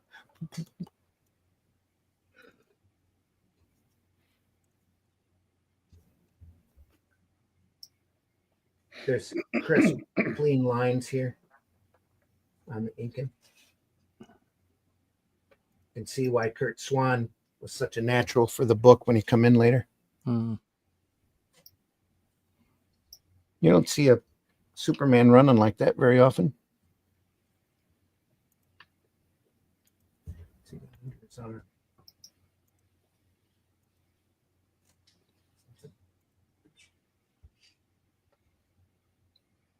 Thanks to the photographic memory, every detail will be perfect and in exact scale. He's grabbing something here. Faster than an army of construction men could work, the man of steel starts his task.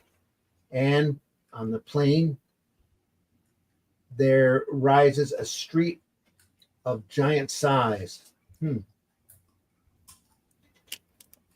I like the way the letterer has done the bank sign in a different style than the Smallville Bank stuff. Yeah. There's too many times letterers just use the same, font, as it were. It just doesn't work. Yeah. Just take a bit of time on it, So I have to check that out, RV. Yep. Good. I've got Eisner's adaptation of Moby Dick as well. I haven't. I don't think I've even looked in it. I know I've got the book though.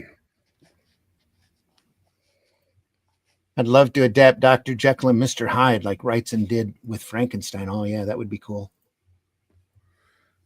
Yeah, I've been thinking about doing that with Lovecraft myself.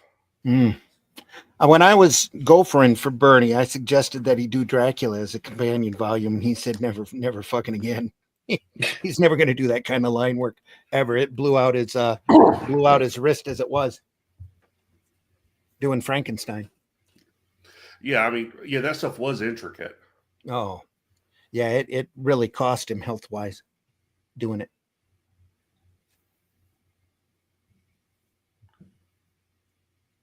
So Marvy, that would be fantastic. Yeah. Should go back and dig up those old. If I find them, I'll pull them out and we'll take a look at them. I've been meaning to go through my long boxes anyway, because I know I've got a lot of that stuff because it was so unique. What, Moby Dick or Frankenstein? No, we already looked through Frankenstein, but the Classics Illustrated versions that first comic did way back when. Was the werewolf an invention as we know it? Was that an invention of the film industry, or was there actually a werewolf book? There wasn't a werewolf book. No, but there were like werewolf legends. But what we kind of know, like what's considered a werewolf nowadays, is a product of the film industry. Yeah. Because actual like werewolf lore, it's like the full moon doesn't change them. They can change anytime they want to, and like you don't have it, if you're bit, which is the same with vampires. Being bit doesn't turn you into one. Usually, it's because you're cursed or you practice witchcraft or something like that. Right. Okay. It's one of those tropes that changes with everybody's version of it. Version of it, yeah, exactly. Because I mean, you've got Dracula, you got the book Dracula. Even though there were myths about vampires before Dracula was written, right? Obviously, Frankenstein is a one-off, or it obviously investigates themes that had already been thought of. But as of itself, original creation is an original creation.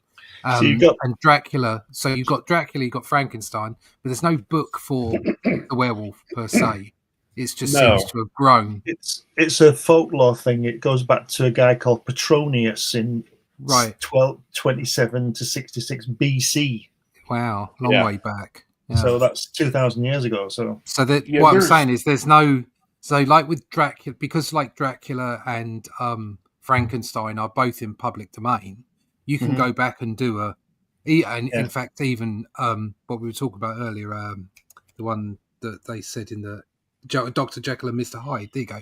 Even that's in public domain, but there is no per se definitive public domain werewolf story. No.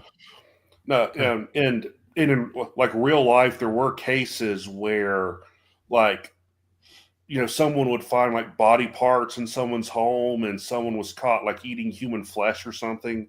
And of course, nowadays we consider that, oh, you're a serial killer, Yeah. But back then that concept wasn't really make around. Him a demon.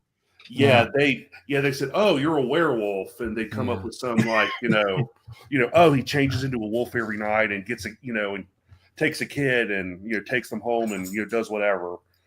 Well, one of my favourite werewolf films was the one with Oliver Reed from the Hammer one, which I think is fantastic. Curse the Werewolf. Yeah, I think that's a great film. Yeah. I'm sorry. Go ahead.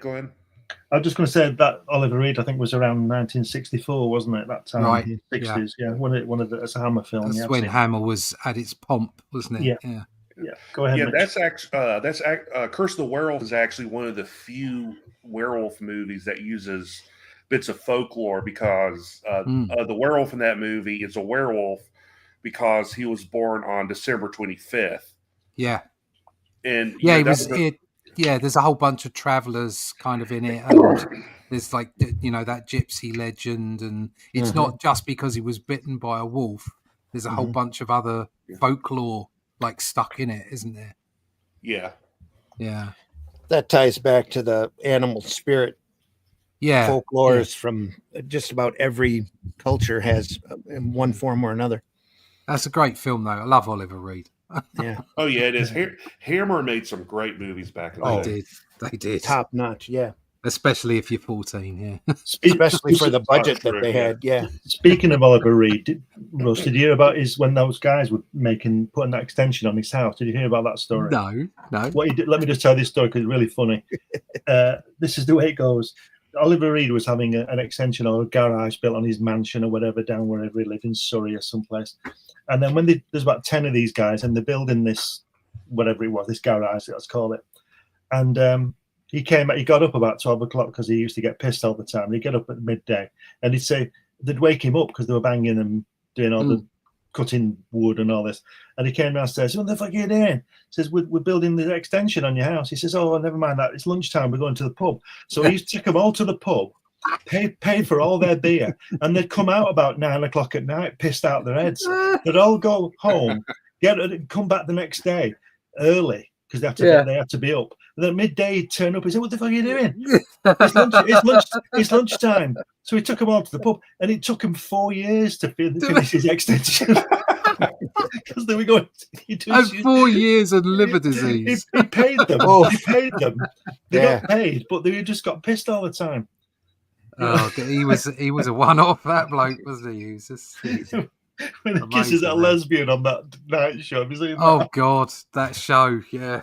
After Hours, was it called? I think that's when they first decided they were going to put a 3-second delay on everything, and it's totally down to Oliver Reed. He came on with that jar full of orange juice, and it wasn't so much orange juice as vodka. Just vodka and orange, yeah. Anyway, sorry. Yeah, no problem. Dank Barrett says The Howling was the first time we saw what we think of as a werewolf. There are illustrations of anthropomorphic wolves in medieval manuscripts, though, but they're not werewolves. Like I said, there's all sorts of ancient folklore, Indian spirits, especially Native American folklore. There's all sorts of that. Skinwalkers and stuff like that. Just saw a quick video on the Dogman, Michigan folklore. It's really fascinating. Oh yeah, that one. Was that Small Town Monsters that put that one out, or do you know? No, this thing was a list of different monsters in Michigan. That's why I even watched it in the first place. Monsters and ghosts. Seems that every monster or ghost that has glowing eyes shows up right before a big disaster happens. Yeah. There's a little red dwarf character named for the French word red dwarf, whatever. Yeah. That runs around down in Detroit. Yeah, there you go. That runs around Detroit whenever there's a disaster about to happen. He shows up grinning, running around. Sounds legit. Yeah. It's like the Mothman in Point Pleasant. Yeah. Just started showing up with glowing eyes and flying. That story wasn't just Mothman. It was like UFOs, Bigfoot, ghosts. It's crazy. A lot of stuff was supposedly going on at that time that kind of led to the bridge disaster. You ever been down to Point Pleasant, Mitch? No. I want to go during the Mothman Festival at some point. Oh yeah. Yeah, but I mean, I never really had the chance to, so I might make a conscious decision to actually go up there. Yeah, I drove through there on a Sunday afternoon. It was definitely ooky, I guess the word would be. Really set the nerves on end, and it wasn't. I knew a little bit about the legend, but holy crap, you ever been in a place that you've just felt, oof? Yeah. That it was one of those places. So wasn't Oliver Reed in the Assassination Bureau? Don't know. Probably a movie. Monster Squad was that ever a comic book? No, but it was a Saturday morning cartoon for a while though. There's been a number of Monster Squads. Look up Groovy Ghoulies on YouTube. That's one of each as a rock and roll band. Animated. The same people that animated Archie. Monster Squad. Howling 3 was like interesting. Tasmanian tigers and stuff. There we go. Yep. All the howlings. Anyway, back to Superman.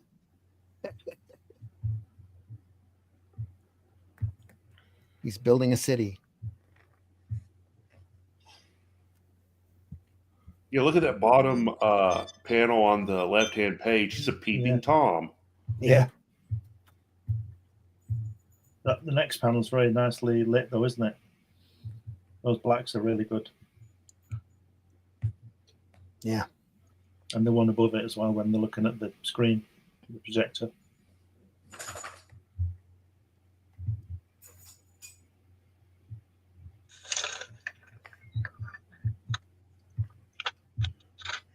Right.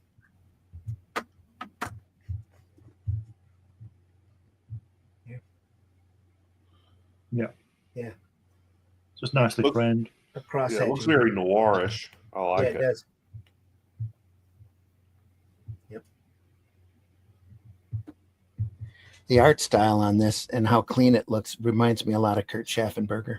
I know it's not. This isn't him, but he comes in not long after this doing Superman stories here and there. The Terrible Trio. Look at the thickness of that line on that guy writing at the desk on his back. Yeah. Fantastic. Yeah. I don't know if that's supposed to be Lex Luthor or not, but he looks a lot like Tor Johnson. It's Luthor, the Toy Man, and the Prankster. So right there. It's kind of hard to read the text sometimes. The bargain is complete. It will be Luthor, the Toy Man, and the Prankster combined against Superman. Here's Superman flying in through the window. Toy Man there's going, oh. The Terrible Trio.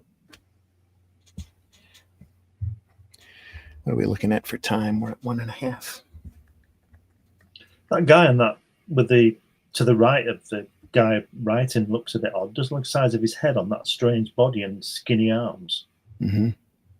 Who's that? The prankster. Oh, this guy here? This is Yeah. I'm pretty sure it's Toy Man. This is prankster here. Right, okay. Looking like Bill Gaines. Yeah. He's had his shave. The prankster, Genco asks. Interesting. Yep. The prankster. You can call me prankster. Pranky. They ended up putting a prankster in the Flash for his Rogues Gallery. Yeah, I always thought that like the Flash's Rogues Gallery was just second grade Batman villains because they all were like very similar to a certain Batman villains. You had like the Trickster, which obviously was a knockoff of the Joker. Captain Cold is Mr. Freeze. I think Freeze was really came off of the Victor Hugo version from Batman. That there was a Mr. Freeze, but he was very sparingly used until the 60s. Yeah, he was Mr. Zero back then, I think. Yeah, one or two little appearances, and that was it. So it could be the opposite then. Yeah, one of my favorites is one of a man in a forest getting wood for the winter, and he's attacked by a wolf. He hurts the animal and escapes. When he got home, he told his wife, but he realized she was hiding her hand. He confronted her and saw the wound. She was the wolf. Yeah, that's a very famous werewolf legend. Superman Constant Gardener mindset. Matt Black says, page 245, bottom right page, reminds me of a Grange Hill scene when the banger pops into frame. 5. I can't see. You have to take the 2 foot. Yeah, it does a bit. Yeah. In comes the fork with a sausage attached. Oh, damn it. Sorry. Again. You wouldn't have been watching that, would you, Glenn? No, I was too old for that. Too old for that. I was flying around the world when that was on. I have no idea what y'all are talking about. So I'm just No, it's a British thing. It's a TV show. It's a TV show. It's a British thing. Don't worry. Banger is a British thing. Sausage. Marv has to leave. Have a great week. you, See you soon. Take care, Marv. See you, Marv. You hopefully finish this off on the replay. Yeah. Is that what Bangers and Mash is? Yeah. That's old one. Oh, okay. Well, Sausages. Yeah. Not those German sausages either. Mashed potatoes. English sausages. Yeah. What's the difference? The German ones are the worst. Spicy. Yeah. Oh, okay. They're the worst. Check you out with your multilingual comedy. I made a funny. Anyway. Toy Man appears to have swallowed a large balloon. Yeah. Toy Man. See you, Marv. Take care, Toy Man. Toy Man. LOL.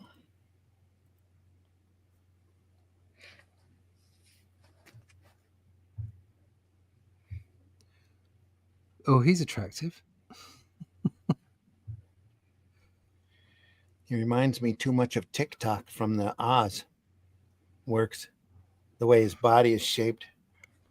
Yeah. Toy Man. Yeah. Is that the way his body's shaped, or is that like the suit he's wearing? I think it's a combination of both. He's meant to look like a toy. Yeah. He's big and round up here.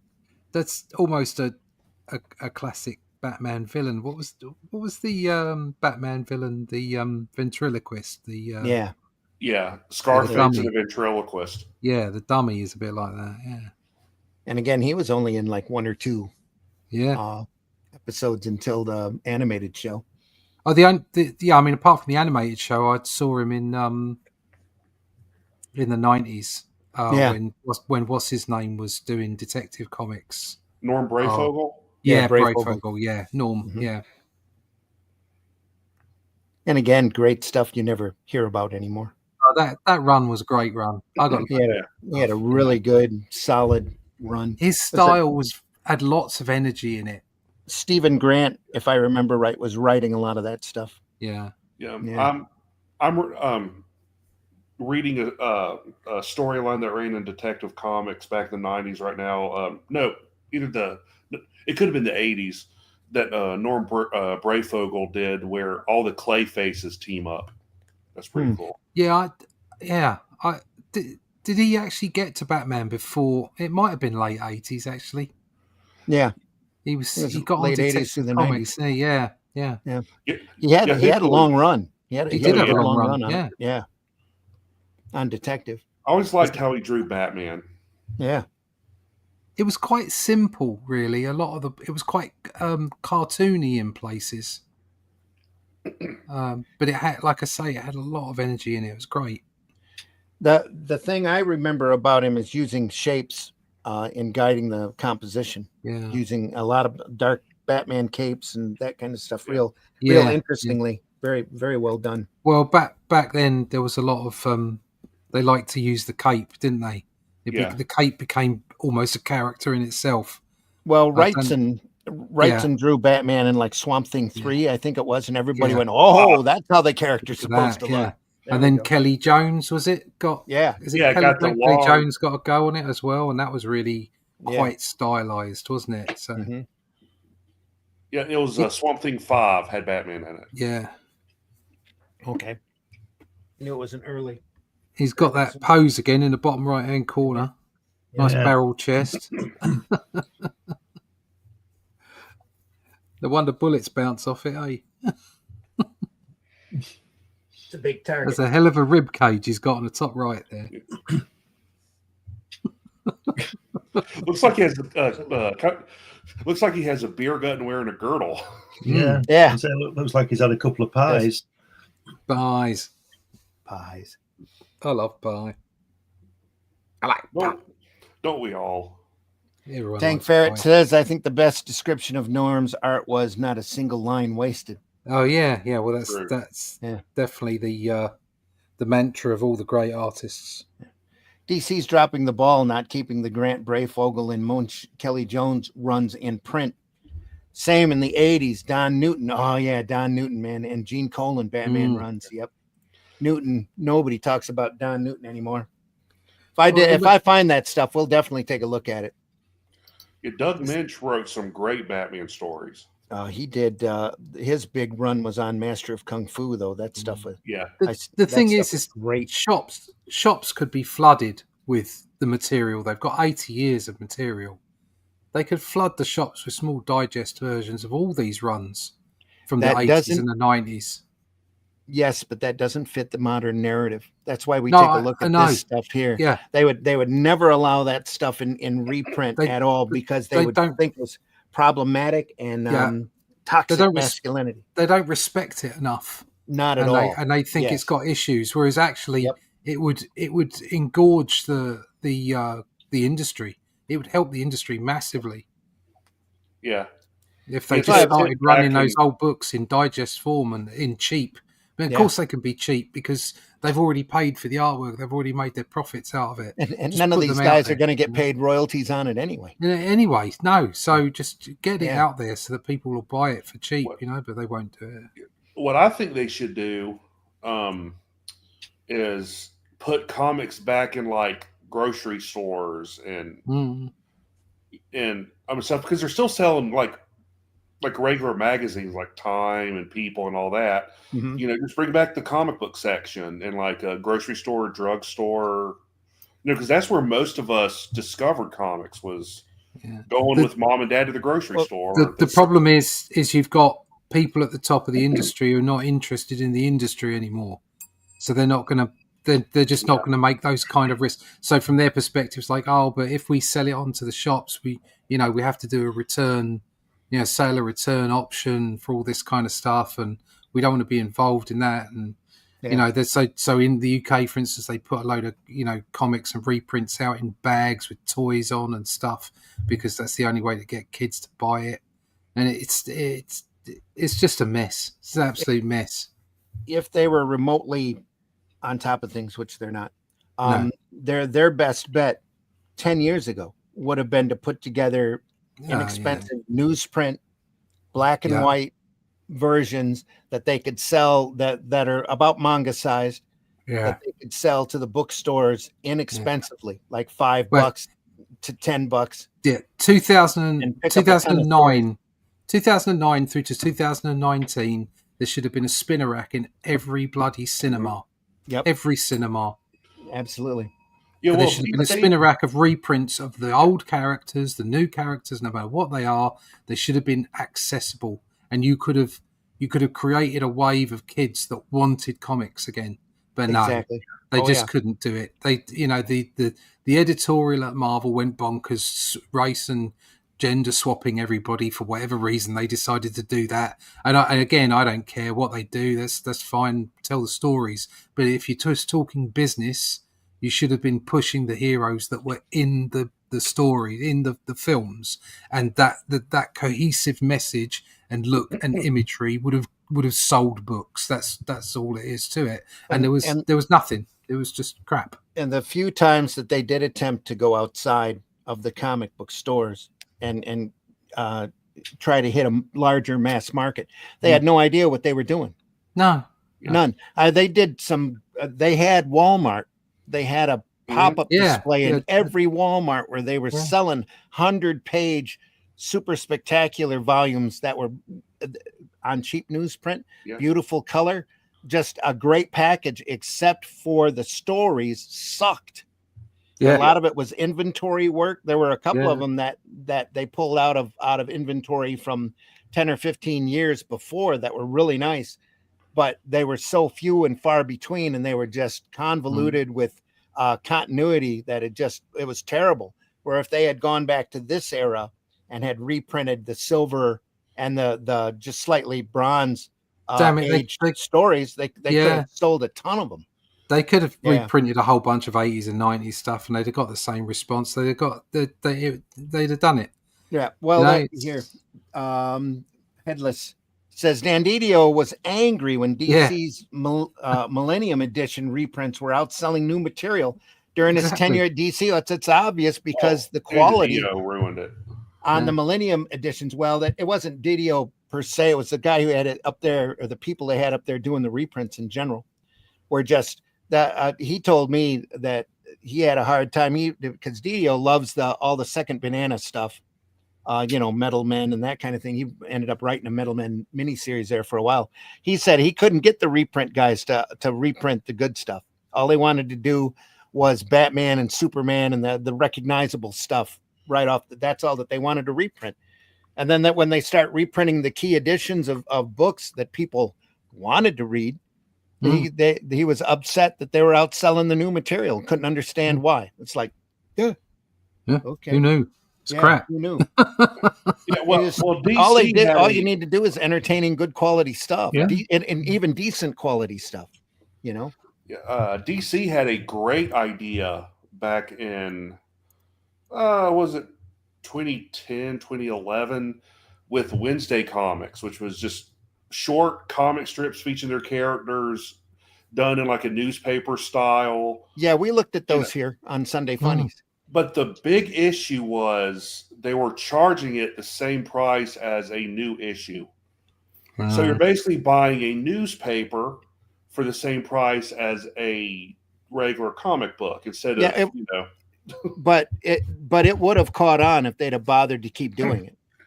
That's the problem. And even at that price point, because it was such a nice product. Now they were selling it for $4 a piece. Yeah. And they were probably making it for 15 to 20 cents a piece. It was a huge boon for them. And if they'd have kept it going, the comic shops would have had something that would have sold weekly that fans would have come in for every week to get. They only ran a 3-month trial of it, 12 issues, just so that they could put a coffee table book out of it.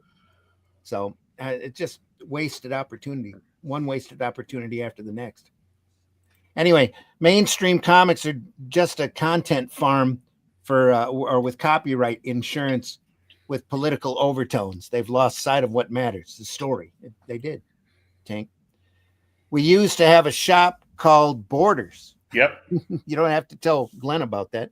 No. It was an amazing shop, sold everything from magazines, comics, and books from around the world. The problem was I discovered it way too late. It shut down. Yep. Yeah, before Borders, there's a better bookstore called Walden Books that I thought was really good. All in the malls, all through the malls. Yeah. 18 months later, I was gutted. Oh, Matt, I kind of missed. Was that from something before? Okay, Matt. Let me see here. Did I miss something? I think there, it was meaning about discovering Borders. Oh, okay. I think. Oh, it was gutted. Yeah, I was. Borders Books was great. It was made. Although the DC Finest is reprinting some nice old material at the moment, including 60s Doom Patrol, Metamorpho, and also JSA and Plastic Man. Michael, I have no idea what you're talking about there.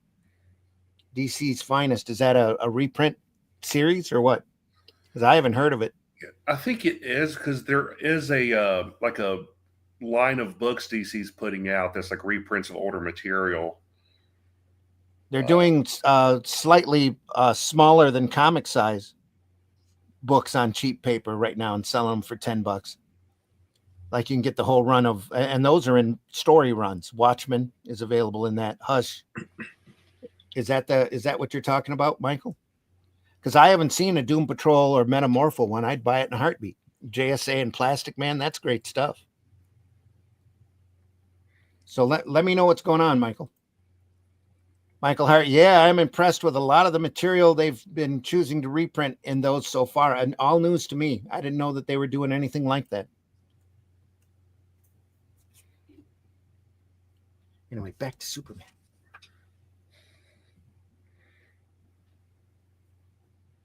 Oh, looks like a chipmunk. Yeah. Interesting flying car there.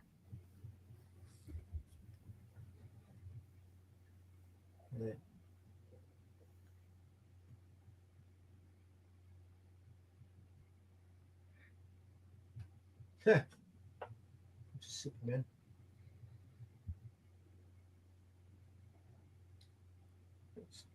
This is an emergency.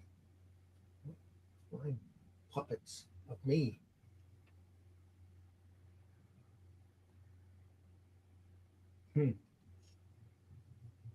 What's he done there? Swallowed the grenade. Can't risk the explosion destroying this model bridge, so I'll set off the grenades with my teeth.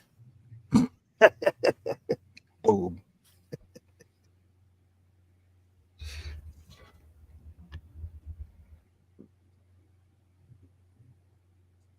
Next job. It's mine, though. And I've already figured out what that'll be. There will be no mistakes this time. It's always mistakes.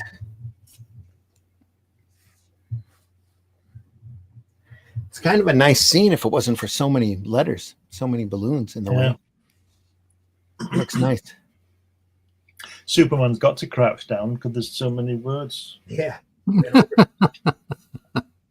Have to avoid these balloons. Yeah.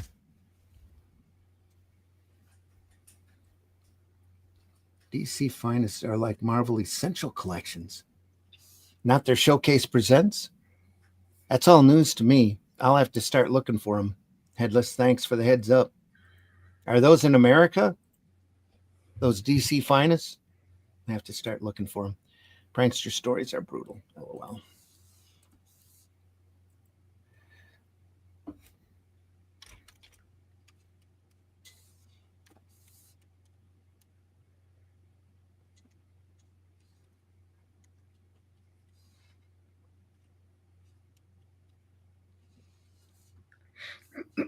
Turning the page. Nobody's talking. Here we go. I'm just looking at this lovely line work. It's really nice. Yeah. Look at that. These giant springs. Look at that. Great.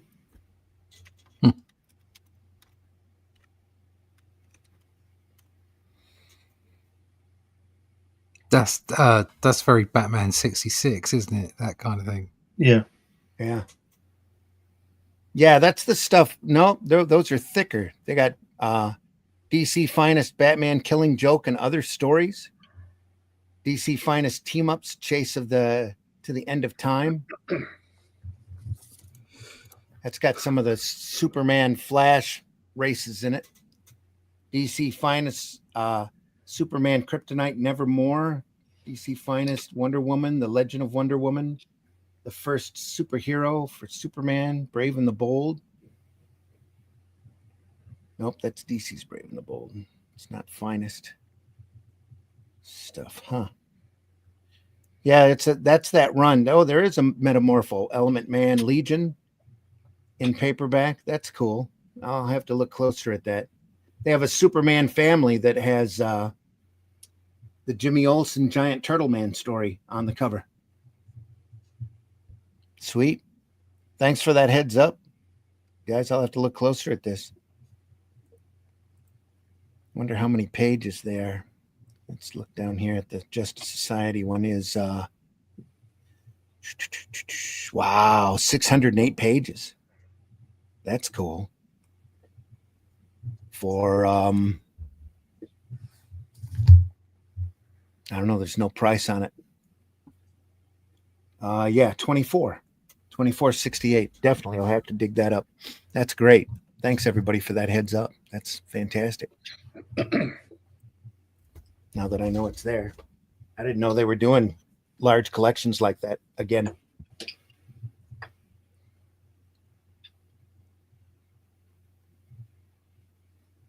He said, moving fast now. Finest reprinting. Says, yeah, I'm impressed. A lot of the material they're choosing to reprint in those so far. And they might have a decent reprint editor up there again. Yeah, DC Finest are like Marvel Essentials. Says Prankster stories are brutal. Words have weight enough to nearly crush Superman. Yeah. Have you seen the Christopher Reeve documentary? It's really good. No, I haven't sat down through it yet. I know it's out there, though. I keep hearing good things about it. Matt Black Gaming. It says, sorry, not Marvel Essentials. The DC Finest collections are like the Marvel Epic collections. It's the same thing. Only they're in color. The Marvel Epic stuff is the pretty much Marvel Essentials, only in color. It says they're like the Marvel Epic, really big paperbacks with around 300 pages, I think. The Hush, etc., are the compact line. So it's a whole. See, I didn't know they were doing a Finest line. That's good. Good on them. I hope it does well. Tank, you have to watch it. You won't be disappointed. I'm sure it's great. Opposing spherical shape, kind of angelic feel to it by description. Okay, is that Sun Eater? I don't think so. Orson Welles is back. Orson Welles is back. Yeah. We're at 5-2, so Are we? Yeah. We Yeah. can finish off this story. I think. Yeah, it's only got 2 more pages to go here. Sputnik. That's what this is. It's a Sputnik. Yeah, they're all. He just flies in through a window and takes them all to jail. That's how it is. Ties them all up in a group and just takes them all. Ha ha ha! You thought you were a genius. Luthor got us all captured by Superman. Ha ha ha! Says the prankster and the toy man are so happy Luthor can't gloat over them that they don't even mind going to prison.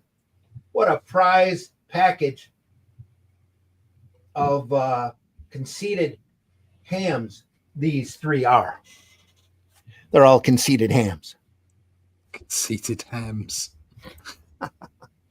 Ham. Since I read that all wrong. Okay. Genko. Well, that's it. Wells is back in pub form. We'll pick up next week. Oh, look at that inking. Look with at the that. girl in Superman's past. It's a different artist, isn't it? Different inker. Doesn't it? Well, no, look at the shape of Clark's face. It looks like boring. Still going at it, maybe with a different inker. George Klein, maybe. Yeah. Yeah. It's very nice. It is nice. Yeah. It's looking forward to next week. An untold tale of Superman. He's in love with a girl in a wheelchair. Turns out to be a mermaid. But anyway. Spoilers. Sorry. Superman from the 30s to the 70s, folks. We'll look at more next week. We still haven't gotten out of the 50s yet, and there's so much more to go. This is awesome. Awesome history, Sputnik. Yeah. Folks, again, thanks so much for stopping by. We appreciate you being here, and we'll pick it up again next week where we left off with more crazy conversation going in all sorts of directions. Are words like Sputnik even been spoke out loud lately? Yeah. All depends on what documentary you're watching. Sputnik. If it's about the adult film industry, it's probably mentioned a lot. But anyway. But not Zig Zig Sputnik. They were rubbish. Yeah. There we are.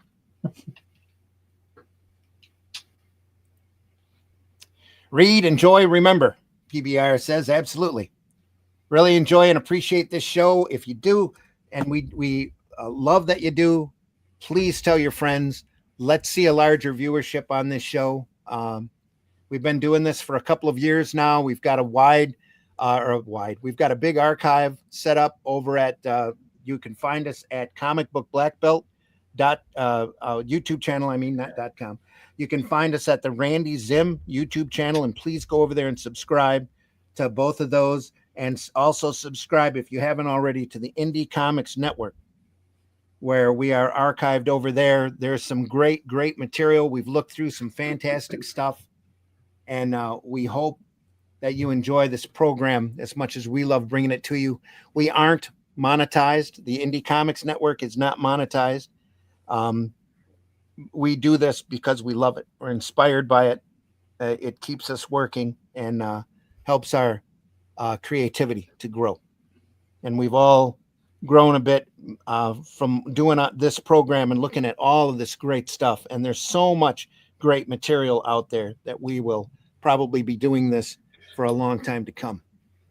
We appreciate anybody out there that finds us. We know the majority of our viewership is after the fact. We appreciate you as well. Please leave a comment on whatever platform you're watching. Hit the like button, hit the thumbs down if you have to. Any type of interaction you have with this show just goes to further our algorithm to get out in front of more people. And we appreciate each and every one of you for doing that. Thank you. Mitch, please tell folks how they can find you. You can find me online at CelticCrossComics.com. You can also find my online comics at Tapaz.com and Global Comics. I have I just released the very first issue of the very first Boger miniseries on online there, so you can read that. Completely remastered with new coloring, and I got rid of a lot of the cringy dialogue. That I could, but you just keep track of me there. I'm also on Facebook and Instagram. Okay. Russ, tell folks how they can find you. Yeah, you can find me at russleach.com. You can actually find me at comicbookblackbelt.com as well, but that's another story. Go sign up for the email list there, russleach.com. You can also pick up the first two books, or you pick up the Shadow Kingdom as well over on the merch page. If you like Only Death Can Save Us, you can pick up a mug or a t-shirt or that kind of thing. More of that to come. But check out russleach.com and sign up for that email list. Here's that page finally penciled or laid out. If you want to show it. Yep. Ready for inking. So there you go. There's the page ready for inking. Look at that, folks. Bit of carnage going on. And Cole doing his thing and chopping up some baby lizards. The only thing that changes is what he's chopping up. Is what he's chopping up, exactly. Yeah. So check it out. If you like that kind of stuff, you like sword and sorcery. We've got the original character going on in the Atlantean. We've got some great reviews from Atlantean 1 and 2. People are liking 2 more than 1 because we had to start off and sort of set the story, but we really got into some action in issue 2 and everybody really appreciated it. And this issue has gone even further. So check out the first 2 issues. But more importantly, if you could support us over at Fund My Comic when we launch the campaign for issue 3, you can pick up a catch-up tier there as well, whether it's the original issues or a special version that we're putting together where you can get all 3 of the previous books. So check that out, and the way to keep up with that, like I say, is go over at russleach.com and sign up for the email list. Please do. Glenn, please tell folks how they can find you. You can find me here on Fridays and Sunday with these gentlemen and sometimes ladies, but mainly my stuff is on Amazon. Got 12 books on there, various subjects. Go to Fund My Comic. If you just put my name in Google, lots of things will come up, so you can just check things out there. But mainly on Amazon, so go to Amazon and put my name in. There you go, folks. I've been your host, Randy Zimmerman. You can find me with Arrow Comics. Arrow Comics still being published, by the way. All of the Shadow Kingdom, all of the Atlantean are all Arrow Comics. And you can find all of those at Barnes & Noble and Amazon. I think Russ told you.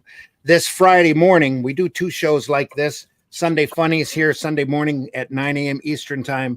We also do Comics by Night, which is Friday morning at 5 a.m. Eastern Time. Sorry that it's early for some, but it's nighttime for most. Right now, we're looking through Love to 10, which is an anthology of the Robert Crumb contributions to Zap Comics. So if you've never seen any of that underground material before, do check it out. He's a very important artist, very key in the start of the alternative and independent comic markets. And it's great, fun material. And it's considered underground comics. They're really stretching the boundaries there, not made for kids. So it's adult theme, adult material. But do watch us on Friday for Comics by Night for more of that. Great Robert Crumb material. We'll pick up Superman from the 30s to the 70s again next week. We're not even, we hardly have made it. We might be 2/3 of the way through at this point. So check back with us next Sunday for more of that. We deeply appreciate you being here. Do buy alternative and independent comics, especially ours. Go visit your retailer if you can. Help them keep their lights on as much as you can. There's so much great material out there that are probably sitting in their back issue long boxes that you'd be amazed at the great quality of work and artwork that is there. And we have just barely scratched the surface of looking at it here on these shows. So deeply appreciate you being here. We'll catch you next time, I think. Is there anything else we need to say? No. Nope. Read our books. No. Take care, everybody. Let's see. Art history is important. Tank Ferret says. Says, Randy, have you thought about streaming cross-platform, Twitch as well? Really? Right now, we're YouTube. I share it on my Facebook page, but Facebook has been really hinky at me the last couple of months, and they keep posting it as private, and I can't post it as public until after the show is over. So I will do that as soon as we're done broadcasting here, and Facebook will allow me. It'll be available over on Facebook. We're not that crazy about Twitch or Rumble. If there's other suggestions that you have for us to be on, other platforms to be on, we will definitely take it under consideration. Because there's Odyssey, I think. Odyssey? Yeah. Never heard of it. We'd love to be seen by other folks as much as we can. Tomes. It says also, if you tell Mitch you'll start the stream an hour earlier. That way, when you do start the stream, he will join right at the correct time. Yes. I used to have I still have got a Odyssey account. It used to be the case that they automatically took your videos and put them onto Odyssey, but now they don't. I think it's just YouTube buckling down and saying nobody can have our content. So you have to literally do your video, take it off, and then put it onto another platform. Wow. But I think YouTube is actually cutting down stuff like ours. They want Fox News or CNN or whatever. They don't want, what used to be YouTube. They're chopping into the algorithm real hard. Yeah. So I know that 3/4 of the stuff I subscribe to, I never see. No. And in my defense, I'm usually late because I'm trying to get my fucking stuff to work. You're fine, Mitch. You're welcome on. Fine, Mitch. Don't worry. You've got a better record than Scott Rosema. So. That is true. That is true. The Scarlet Pimpernel. Yeah, who we missed, by the way. Scott, where are you? Who knows where he is? Yeah, where are you, Scott? We'll start making up excuses for you here if you don't show up soon. Looks like an average night out in Manchester. Yeah. Is that good or bad? Yeah, no, you don't want to. Depends how you look at it. We're unaware. Is that like an average night in Detroit? Yeah.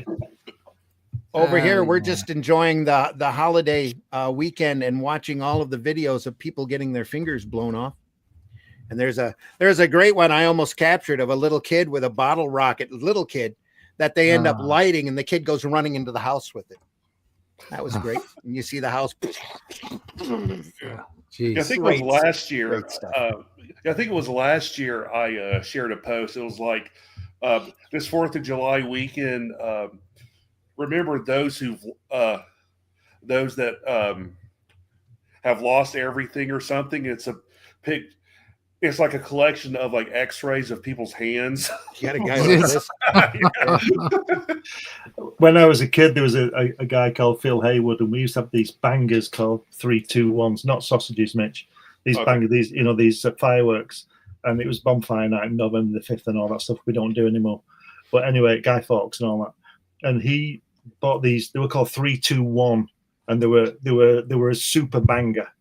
And Phil decided in his wisdom when we were about 13 to hold it to check it out whether it did go 3-2-1 boom, and he did, and his hand was black for about 2 weeks because he held it and it went off on one. He's lucky he still had a hand. Yeah, that's the thing. There was one of a guy holding a big bottle rocket like this, and luckily the camera turned away to hear him screaming how he, my hand is gone. Yeah. Oh dear. There's another set of reels that I watch that comes up often on my algorithm. Don't ask me why. Of Nurse Rachel, who works in the emergency room at a hospital. She had a special 4th of July one she just posted, I think last night, talking about what her 4th of July was like and who had come in. And, we had so many blown fingers and all of this. She usually shows x-rays of people that have had trouble because they put things up the wrong entrance on their body. Yeah, don't they keep a box in most hospitals for stuff? They keep full records. Yeah, heck yeah. Also, if you tell Mitch, yep. Looks like an average night out in Manchester. Yep, okay. Beautiful center focus and use of the golden triangle, Russ. Yes, I said thanks. Yeah, thanks, Tank. Okay. Thanks, Tank. Okay, yeah, there you are. Couple of red hands right there from Matt Black. There you are. Tank Ferret says nothing. And Black Matt says LOL. Folks, take care. We will see you soon. See ya. Don't forget us Friday morning, or watch us whenever you're awake on Friday. See you back here Sunday morning for Sunday Funnies. Deeply appreciate you being here. More fun stuff to come. See you soon. Buy the Atlantean, buy Hatch, buy the Boger. That's what done you. Take care, everybody. And I should have had this prepped beforehand. That's a wonderful StreamYard has added more little bells and whistles to this thing to add to the confusion. It's all great. Joke's on you, bitch. I love this shit.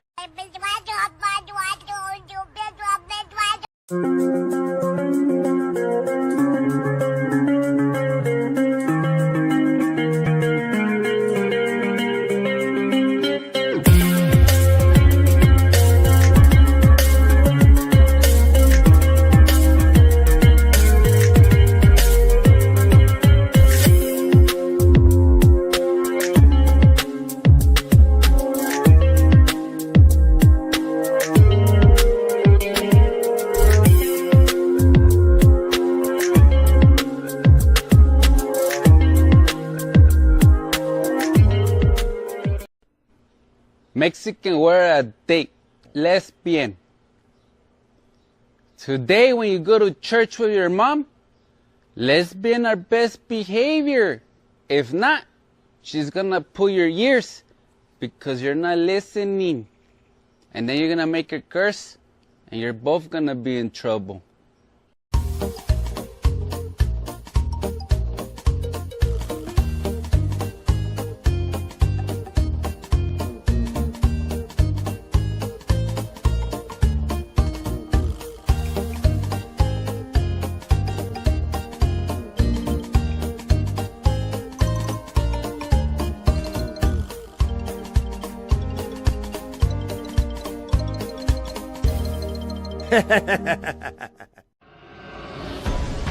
In the time before Atlantis sank, when the lands of this world were savage and untamed, one man would claim his destiny, seizing his place as a king. After defending his throne and learning the devastating truth of the Serpent Kingdom and its deadly cults, King Kull in his right hand ruled the Spear Slayer, make a solemn vow to hunt down and destroy the hidden empire of these serpent demons. These are the tales of those journeys. This is the Atlantean. Tales inspired by the brilliance of Robert E. Howard, featuring his first barbarian characters as introduced in the pages of his classic tale, The Shadow Kingdom. Each volume contains beautifully painted covers and around 50 pages of original black and white art and story, featuring classic sword and sorcery adventures you don't want to miss. Join us on these epic adventures and sign up now for news with the email list at russleach.com. Bring your axe and prepare for battle. Fucking damn it! Oh, fucking damn it! Oh, fucking damn it! And by the way, did you ever try to hide an elephant? You will be dead in 5 minutes. For your information, my doctor gave me 3 years to live, and I don't intend to make a fool out of him.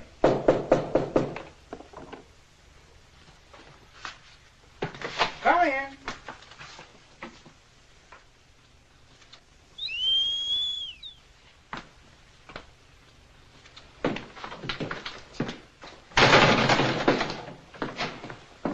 Is there anything I can do for you? What a ridiculous statement. Mr. Grunion, I want you to help me. I have a little sand left. What seems to be the trouble? Some men are following me. Really? I can't understand why.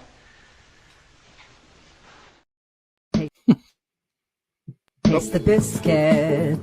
Taste the goodness of the biscuit.